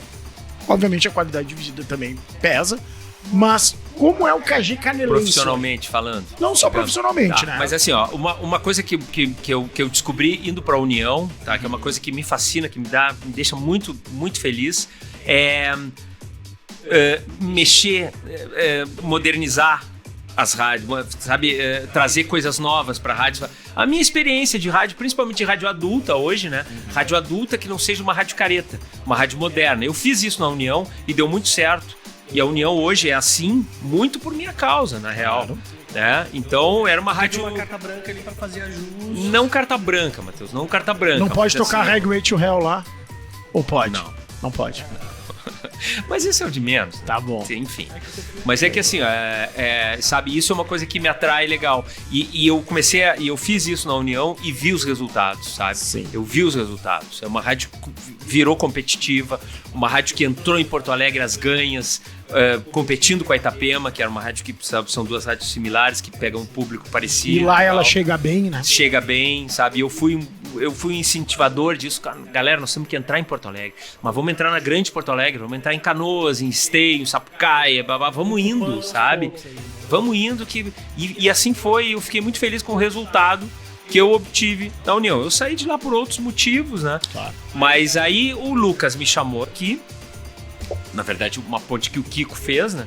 Olha, o Lucas tá dando uma repaginada na rádio, porque a rádio era do seu Pedro, né? Mas ainda o seu Pedro já tá largando, e o Lucas quer dar uma mudada na rádio. Eu pensei, é isso que eu gosto de fazer. Agora é isso que eu quero fazer. Então foi eu que entrei em contato com o Lucas, né? O Lucas ficou meio... Foi, mas o Lucas ficou um pouco assustado, né? Porque, mas como é que eu vou viabilizar a tua vida? Cara, o bicho não é tão feio assim, não te preocupe, né? E aí já meio que... Aí eu a gente faz, né? No primeiro momento a gente dá um jeito e tal. E aí ele realmente apostou, mais por isso, né? Por eu fazer essa mudada na rádio, essa mudada necessária na rádio.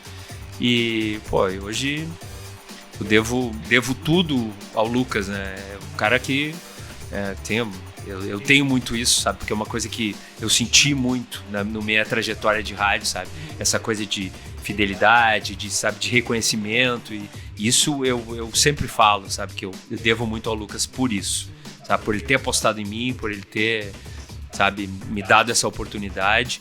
E aquilo que tu falou, né, cara? E qualidade de vida, que eu nunca tive em Porto Alegre. Eu tava trabalhando eu morava na Zona Sul de Porto Alegre, trabalhava em Novo Hamburgo. Quando tinha jogo na Arena ou no Beira-Rio, por exemplo, que eu passava pelos dois, eu levava 2 horas pra chegar em casa. Sabe? Viajava. Uma ida pra Capão da Canoa. Tu viajava? Eu viajava, pra ir e pra voltar, entendeu? Não dá. Eu ficava uma boa parte do meu dia sentado no carro, sabe? Não dá. Estressado na BR. Muda completamente, né? Deixa eu te perguntar uma coisa então relacionada já a clube, então. Enfim, tu veio, tu traçou, digamos, um plano na tua cabeça, enfim, quanto desse plano tu já tem executado, o que tu, olhando pra trás agora dessa interferência que tu teve na clube, assim, quanto tu já fez, o quanto tu acha que pode ser feito ainda, o quanto da tua parte de contribuição pra clube, assim, tu acha que ainda tem pra frente, o que precisa ser feito, vamos lá. Tu sabe que, claro, tu traça um plano, né, como tu farou, ao vinho, farou, mas algumas coisas tu tem que ir adaptando, claro, tem que ir mudando, óbvio, né, mas todos nós já sabemos, o Cabelinho acabou de falar isso, que a clube já deu uma mudada legal, né, que já é uma rádio que, por exemplo, segue sozinha praticamente, sem competidores aqui, né. Não tem uma rádio local que faça competição, né? Enfim, com a clube. Tem rádios, talvez uma de Caxias, talvez a Itapema de Porto Alegre, enfim. Mas daqui da região a clube é soberana. Tem os seus clientes, né? Enfim, tem o pessoal que aposta na rádio. Mas para isso acontecer, a rádio tinha que ter uma cara, sabe? Uma identidade. E é essa cara que a gente tem que dar pra rádio que a clube tem hoje, sabe? Tu vai ligar na clube... Esse é o teu papel. Isso, é esse o meu papel. Assim, mas tu procura, quando tu chega numa rádio, tu procura que assim, bom, eu tenho a minha experiência, mas essa rádio tem um contexto, então eu preciso adaptar o meu contexto ao da rádio, claro. A rádio ao meu contexto. Os dois, né? Esse é o teu modus operandi. Os dois, porque tu não pode chegar, né, chutando balde, né? Não pode chegar chutando a porta e, sabe? Então tu tem que ir aos poucos, né? Tu tem que ter jeito. Mas claro, o Lucas, por exemplo, especificamente aqui da clube, apostou em mim pelo meu histórico, né? Por eu ter um histórico de rádio, por eu ser um cara conhecido, por eu já ter feito esse tipo de trabalho em outros lugares, enfim. Então isso é muito legal, muito gratificante. Claro que se chegasse um cara qualquer aí desconhecido, diz, eu quero trabalhar na rádio, que eu quero mudar algumas coisas, ele ia mandar o cara pastar, né? Mas é óbvio que eu faço isso porque eu já tenho um histórico, né? Então, podia dar errado. Felizmente, até agora não deu, né? E acho que nem vai dar também.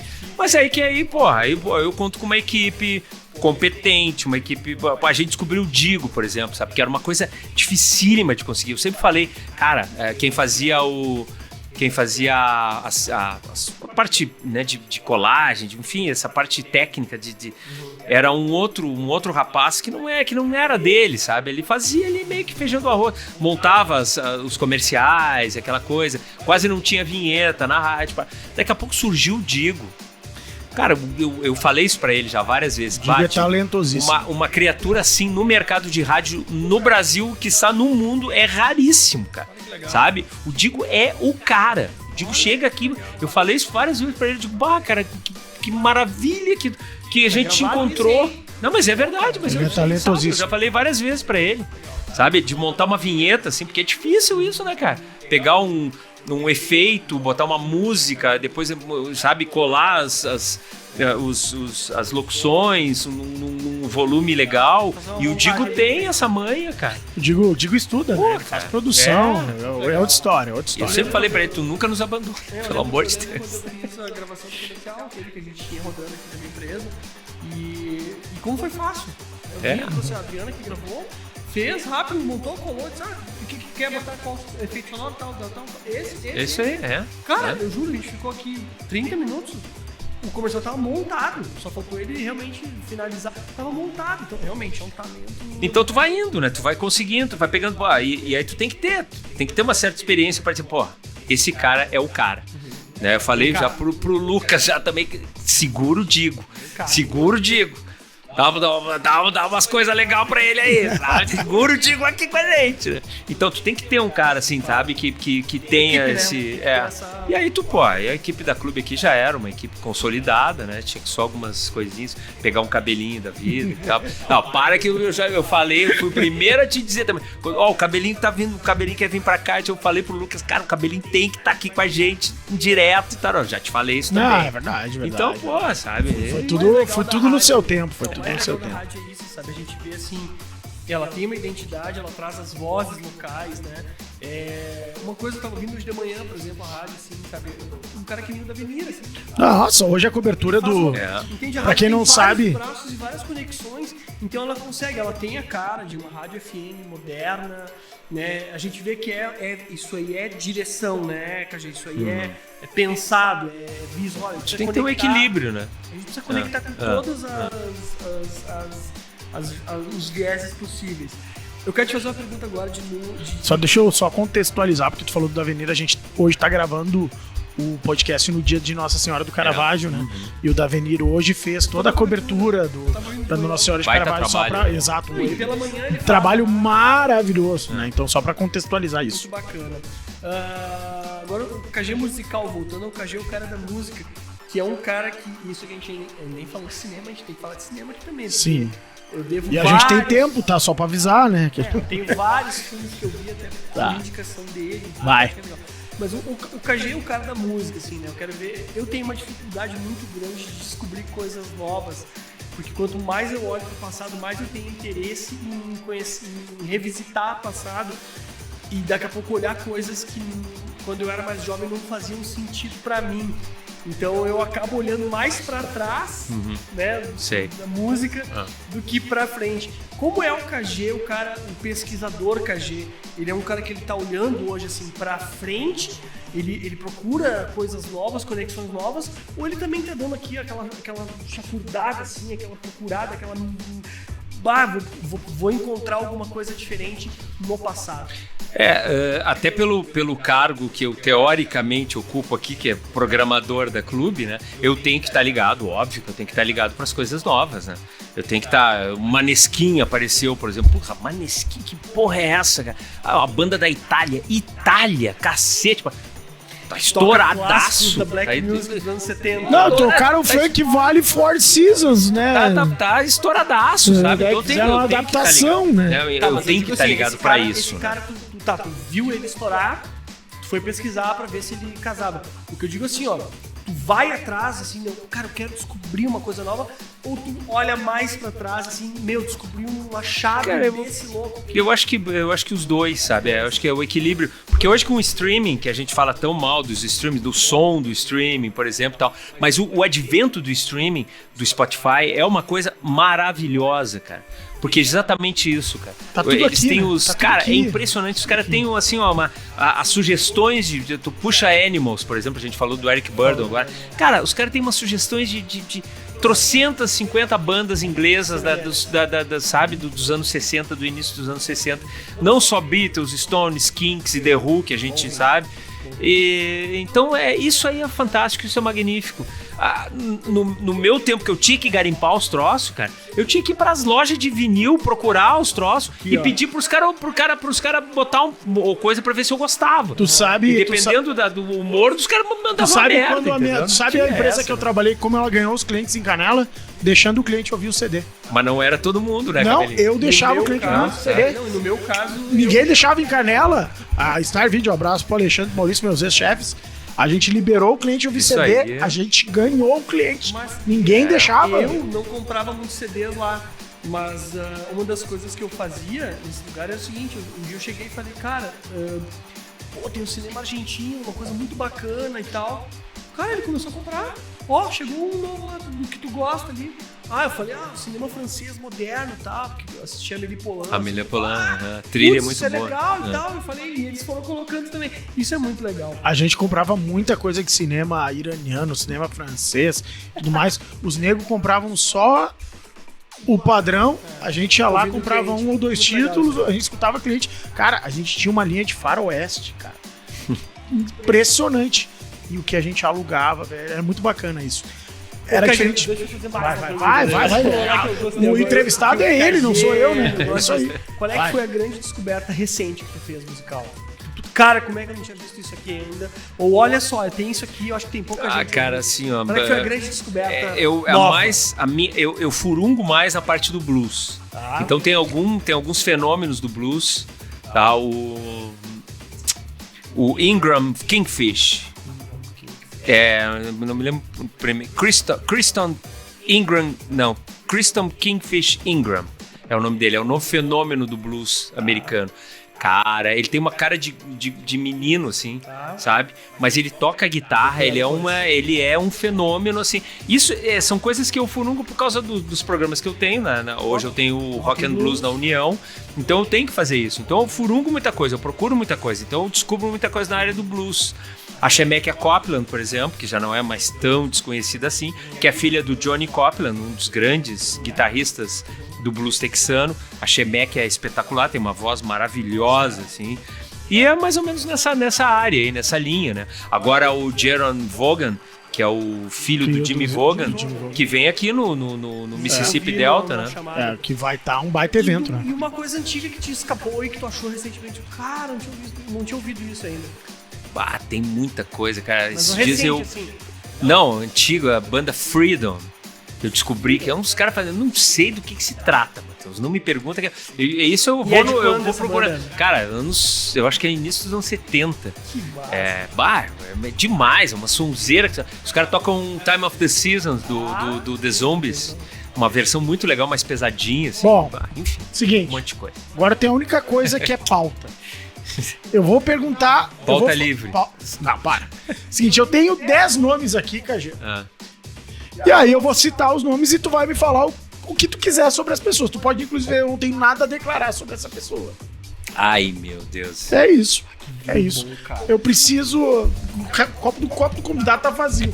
Não, mas é que agora que esvaziou, porque agora com essas 10 eu tive que esvaziar. O copo do convidado ali tem até nome do copo do convidado. Ah. KG, eu vou citar 10 pessoas aqui, tu fala sobre ela, pode falar uma passagem, pode falar o que tu pensa sobre a pessoa, tá? Eu vou começar com Mauro Borba. Mestre, já falei dele, né? Um cara que eu devo muito, um cara que me introduziu à rádio, assim. É isso? É isso. Grande Mauro Borba. Alemão Vitor Hugo. O Alemão Vitor Hugo também, um grande amigo, compadre. A gente só não casa os gostos futebolísticos. O resto tá tudo certo. Porã! Pô, o Porã é um grande irmão. Ele deve muito a mim também, né? Não só na parte profissional, como na parte pessoal. E depois eu tive o prazer de trabalhar com ele no Pretinho Básico. Como é que foi o encontro? Eu sei que não foi um encontro pessoal, mas o virtual, assim. Eu achei muito emocionante, cara. Tá louco, cara. Eu tive que segurar as lágrimas ali naquela hora. Eu, inclusive, falei pra ele. Depois a gente se falou, né? Depois que eu saí, aqui em Canela, eu já tinha voltado pra cá. E aí eu não consegui segurar. Eu dei uma choradinha. Que massa. Sozinho, assim. Mas é que o Porã é fantástico, é espetacular. Alexandre Fetter. Compadre. O Fetter é um cara que... O Fetter é um cara que, assim, que ele entende muito de rádio. Ele entende muito de rádio. Ele é um cara, assim, onde ele toca, vira ouro, assim, em questão de rádio. Trabalhei com ele durante uma boa parte, assim, no Pretinho, no cafezinho. Depois eu seguia com ele, né, no ar, né, lá na Pop Rock. Depois no Pretinho Básico. Ele me levou lá pra Atlântida e tudo mais. E hoje, cara, já se passou muito tempo, eu entendo a parte dele, ele era o gestor, os caras cobraram dele. Olha, uma cabeça vai ter que rolar, essa cabeça que vai ter que rolar é do KG, que tá menos, sabe, que é o que menos tá rendendo aqui. E aí o cara foi lá, né, como um gestor tem que ser. Como é que foi o encontro, sabe, de vocês atrás das câmeras? Das câmeras eu vi, né, cara? Foi de boa, igual, foi de boa, sabe? Dei um abraço nele, ele me deu um abraço, nós dois precisávamos disso, a gente sentiu isso, sabe? Eu, óbvio, que fiquei magoado com ele lá atrás, porque, né, pô, ele me tirou uma coisa que sabe, que eu fazia parte, que eu tinha fundado, afinal de contas, né? Ele levou a gente pra lá pra fazer a base pra ele, sabe? E aí, quando o troço estourou, ele, né, agora... Mas eu entendo a parte dele também. Então foi um encontro que a gente estava precisando. Foi importante pra vocês dois. Importante pra nós dois. Vamos lá. Potter. Cara, o Potter é um talento, cara. O Potter é um talento, eu tanto sou que ele fã tá na do Potter, Gaúcha cara, hoje, eu sou né? fã do Potter. O Potter, ele é um cara muito verdadeiro, sabe? Ele é verdadeiro até demais, assim. Mas isso aqui é legal. E é um cara que eu mantenho contato, tanto que quando ele veio pra cá, agora recentemente, ele e o Gubert, a gente bateu uma foto até, a gente tem que trazer o Potter aqui. A gente tem que trazer o Potter aqui. E aí ele me apresentou pros filhos dele, que ele adora, a Marcela, que é a mulher dele, que eu já conhecia, né? Enfim, o Potter é um cara muito, muito do bem, é um cara muito legal, é um cara muito verdadeiro. Isso é bacana. O Potter pra mim é uma pessoa comum, cara, que tá no meio de um monte de gente, parece que ele me representa. E ele é um cara comum, ele nunca vai, sabe, nunca vai subir pra cabeça. Isso, exatamente isso. Pra mim é o que define, assim, eu ouço bastante ele, porque normalmente é o programa que eu tô ouvindo, às vezes, com rádio. Ele é um cara verdadeiro, isso aí. Ele transmite isso. E ele é assim pessoalmente. Eu não conheço assim mesmo. Lucas Dias. Pô, o Lucas é um cara também que eu já falei aqui, né? Que eu devo muito a ele. É um cara que eu sempre vou reconhecer isso, sabe? É um cara que fez muito, muito, assim, por mim. Sabe, espontaneamente. E eu vou sempre reconhecer isso. Eu sempre falei isso pra ele. E a gente tem uma coisa, quando a gente se encontrou pela primeira vez, ele me disse: cara, eu quero fazer a melhor rádio do mundo. E de vez em quando a gente dá uns upgrades, assim, né? Agora, por exemplo, quando virou TV, aí eu cruzo com ele no corredor aqui da melhor rádio do mundo. Né? Ele dá risada, melhor rádio do mundo. O Lucas, pra mim, eu tenho uma coisa que ele tá uns 3 anos à frente de todo mundo sempre. Quando as coisas vão acontecer, ele já tá pensando lá 2, 3 anos. Além de ser uma pessoa fantástica. Além de ser um ser humano maravilhoso. Exatamente. Né, cara? Sabe? Juntou todos. Fabiano Baldasso. Esse é um queridão, cara. É um queridão, é meu amigo. Ele me considera meu amigo também. Eu já briguei com algumas... Tu sabe que eu acho um advogado do Fabiano Baldasso, né? Isso pra mim é... Eu já briguei com algumas pessoas dentro do Grêmio, porque eu sou amigo do Fabiano Baldasso. Vocês acreditam nisso? Pessoas me cobraram. Mas esse cara tá sempre detonando com o Grêmio. Tá... a gente não detona com o Inter, então. Mas ele detona com o Inter. Mas, cara, o Baldasso é um queridão, sabe? Eu trabalhei com ele também várias vezes. Sempre que eu me encontro com ele, a gente faz uma festa. Tu acha que o Baldasso é um personagem hoje? Ele faz um personagem? Eu acho que sim, cara. Eu acho que sim. Eu acho que ele não conseguiu se desvencilhar do personagem. Mas ele é muito parecido com o personagem que ele criou. Eu sei que ele faz um desserviço pro time de vocês. Eu sei que vocês têm todo motivo pra sentir raiva dele. Mas eu tô falando como amigo, como pessoa, assim. E ele era um repórter brilhante, né? Ele era um baita de um repórter, né? Mas ganha muito mais dinheiro fazendo isso hoje. Bom. Escolhas, né? Choices, como diz a Mari. Eu também faria, né? Choices. Eu também faria, né? É isso aí. Romildo Bolzan, Cagelisboa. Cara, o Romildo, olha... O Romildo foi do céu ao inferno, né? Porque eu tava no conselho quando a gente prorrogou o mandato dele. E não tinha como, eu estava lá. Ninguém teve a ousadia de levantar o dedo pra dizer, não, mas... Ninguém. O cara consegue ser campeão da Copa do Brasil, consegue ser campeão da Libertadores e entregar o ano no azul, sabe, no superávit. Porra, quem é que vai dizer não pro cara, né? Se ele me dissesse, bom. Maurício Amaral. O Maurício é uma incógnita, cara. O Maurício... Eu me lembro do Maurício quando ele começou na pop rock. Não sei se dá pra contar a história aqui, porque a história é muito longa. Pode contar. Era um concurso. Era um concurso que a gente tinha... Nós precisávamos de um locutor, acho que era antes da pop rock, na Feluspe ainda. A gente precisava de um locutor e o Mauro resolveu, vamos fazer um concurso, vamos pegar estudantes aí de jornalismo, vamos fazer um concurso para ver quem é o melhor radialista. A gente faz um concurso, abre um horário assim e o cara faz uns pedaços de... Foi assim, cara. Foi assim. E quem ganhou o concurso foi a minha esposa na época, a Denise, que era uma carioca. Só uma pergunta, quantas esposas tu teve, KG? Isso, por exemplo, não tava no script. Não, mas eu sei, tu não pode te negar a responder. Esse eu não vou me responder. Tá bom, tudo certo. E aí ela era a Denise ganhou. E a gente já tava se separando, a gente já tava num processo ruim e tal, e ela ganhou coisa. O Mauro pode comprovar isso, o Mauro era o gerente lá da rádio. E o Maurício ficou em segundo.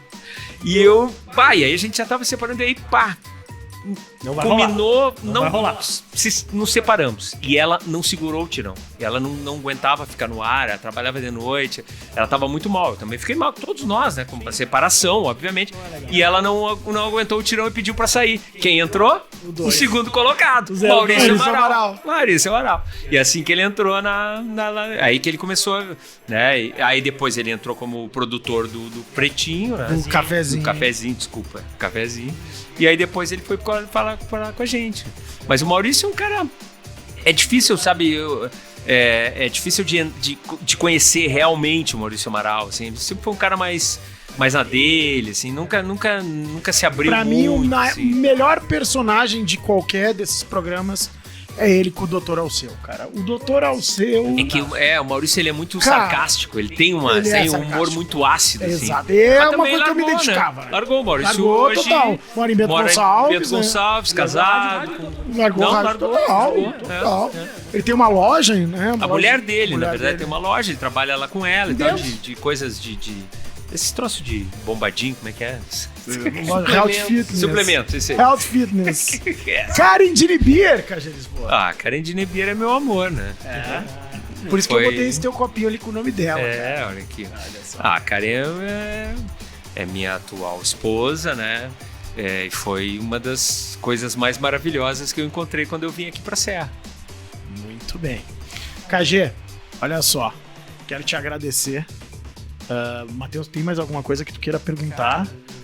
A gente tem tempo, né? Não, a próxima vez nós vamos fazer então sobre cinema. Isso, daí a gente vai fazer um especial de cinema, né? Mas, KG, eu quero te agradecer por tu ter abrilhantado este primeiro Zinecast. Eu quero fazer uma simbologia. Eu quero que tu seja o primeiro a assinar este livro. Eu quero que todos assinem. A gente vai dar um jeito de todos virem aqui. Eu quero que todos assinem esse livro. Cara, e quero te agradecer demais, canhoto como eu, né? Nós da esquerda, mentira. Enfim, né? Não dá pra falar esse tipo de coisa, até porque eu não sou de esquerda, né? Eu sou neutro.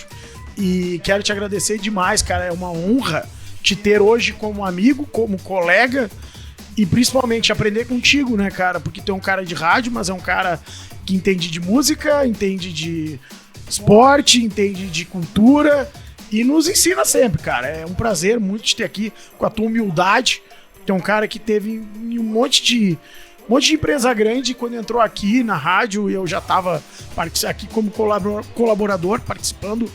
E tu, desde o primeiro dia, me tratou como uma pessoa como qualquer outra, o que deveria ser normal, né? Mas é. Né? O Porã sempre fala isso também, né? Mas... Porã, quando ele chegou lá, eu digo, pô, tu me tratou como uma pessoa, eu digo, porra, mas né? tu quer o quê? Mas muitas vezes não é assim que funciona, sabe? Né, cara? Não. Mas muitas vezes não é assim que funciona. Pois é, mas comigo é. Que bom, cara, te agradeço demais. E obrigado, só isso que eu tenho pra te dizer. Obrigado mesmo. Obrigado por ser o primeiro aqui, né? Exato. Por estar frente a essas duas entidades. Os dois grandes amigos, né? Que a vida me proporcionou ao longo do tempo, né? Mas, pô, já posso chamar vocês de amigos, né? Que honra! E é legal, porque eu gosto de conversar com o Cabelinho sobre esporte e tal, e com o Matheus sobre música, sobre cinema, que a gente tá sempre que rola um Calamaro, a gente troca umas ideias, né? O André Calamaro é o nosso, né? Então, catalisador. É isso aí. Matheus. Obrigado por ter feito parte, né, do primeiro Zinecast, muito legal, sempre aí pros convites da clube, né, claro. Bacana, e como eu falei no começo desse podcast, cara, tá aqui dividindo, né, uma bancada com um cara que pra mim foi tão significativo. É sempre um momento especial. Eu acho bacana, eu sinto a amizade, mas eu não consigo deixar de lembrar daquele menino de 16 anos ouvindo um cara dizendo, que legal isso. E nunca deixe de lembrar. Nunca deixe de lembrar, sabe? Que, cara, isso me levou a querer ir pro rádio, a querer participar, a querer ter essa curiosidade, enfim. Então eu quero te agradecer pelo ensinamento que tu deu quando tu falou de música nos teus programas, quando tu falou de filmes nos teus programas, e pela postura que tu tinha, porque isso me fez querer, né? Cara, tudo isso fez chegar nesse momento que a gente tá aqui tendo uma conversa na frente de uma câmera, mas mais do que isso, quando a gente sair por aquela porta ali, continua tendo uma conversa como amigo. Sem dúvida. Que legal. Show de bola. Eu não tenho, sabe, isso pra mim é o mais importante, sabe, isso que o Matheus falou, sabe, de ter reconhecido, né, que, pô, tu tem algumas dicas, que já fez alguma diferença, de qualquer maneira, né, tu fez alguma diferença. Esses dias eu tava aqui em Canela, tava eu e a Karen aqui numa feira ali na praça ali, aí chegou um piá, mas um piazinho assim, uns sei lá, 12, 13 anos, é o KG, né, por tua causa que eu ouço Led Zeppelin. Cara, eu quase me ajoelhei na frente do prego e de cara, sabe? É real isso, sabe? Eu digo, porra, cara, sabe? Pô. Aí tu demais, vê que, né? Sabe, que o teu trabalho... Não, é que existe uma responsabilidade muito grande de estar na frente desse microfone. Claro. E assim, ó, nem todo mundo consegue ter a postura que te traz e faz ser o que tu é, né? E ter essa representatividade. E hoje em dia, pessoas, né? Agora que tu entrou nesse assunto, hoje em dia, isso que a gente está fazendo aqui, por exemplo, porra, reúne muita gente, né? E daqui a pouco tu fala uma merda. É perigoso. Né? É muito perigoso. Mas ao mesmo tempo também a gente documenta histórias que são importantes de contar. Claro. E eu vou finalizar a minha participação, depois a gente vai dar tchau, contando que, por exemplo, uma das músicas da minha vida se chama Clarity of Mind, do Spy vs. Spy, porque era a cortina do Passe o Verão na Boa. Isso aí. Da pop rock, com esse cidadão falando Passe o Verão na Boa. E eu ia pra praia na minha adolescência, que beleza, escutando a pop rock e toda vez toca. E são memórias afetivas da nossa vida. E eu nunca mais vou me esquecer. Memória, marcas profundas. Marcas profundas, mas enfim. E isso é bom. Eu nunca vou deixar de escutar Spy vs. Spy. De repente vou estar no meu leito de morte, ou enfim. A gente vai estar, tomara que não, bate na madeira, em coma, e vai tocar essa música e vai de repente levantar a nossa pulsação por causa de coisa como essa, sabe? E essa é a vida. Esses são os momentos bons. E esses caras fizeram parte da nossa história. Isso é verdade. Eu acho que não podia ter sido um começo melhor desse teu projeto. Matheus, ele, né? Obrigado. Mas vamos voltar, né, Matheus? Vamos voltar. É isso aí. Voltar. A gente vai participar ainda. Claro, o diretor é que vai decidir, né? Vamos ver quem é que vai chamar, né? Agora vamos ver os convidados que vão aceitar. Gente, obrigado. Esse foi o primeiro Zinecast de muitos. A gente volta em breve. Valeu, tchau, tchau. Saúde.